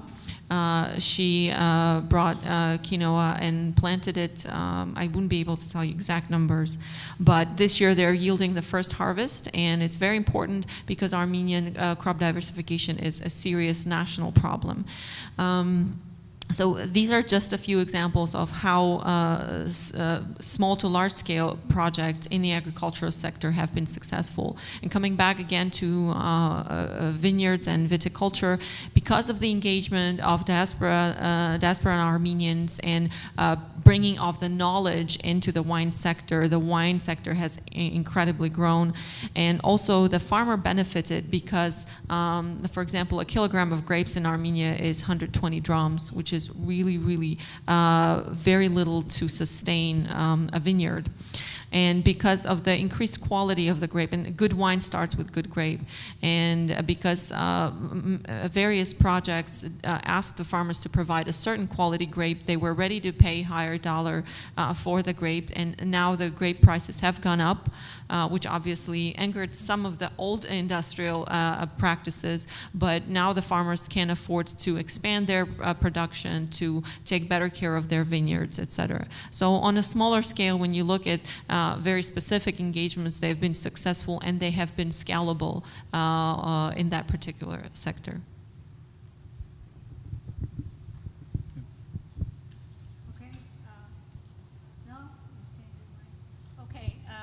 Thank you very much. Thank you for all the panelists and the discussion. Thank you for your attendance and patience. I hope that concludes officially our conference. You're most welcome to stick around and have a conversation. Also, if you haven't made up your mind yet, please, we'd like to see you this evening at 7 o'clock during our celebratory dinner this evening.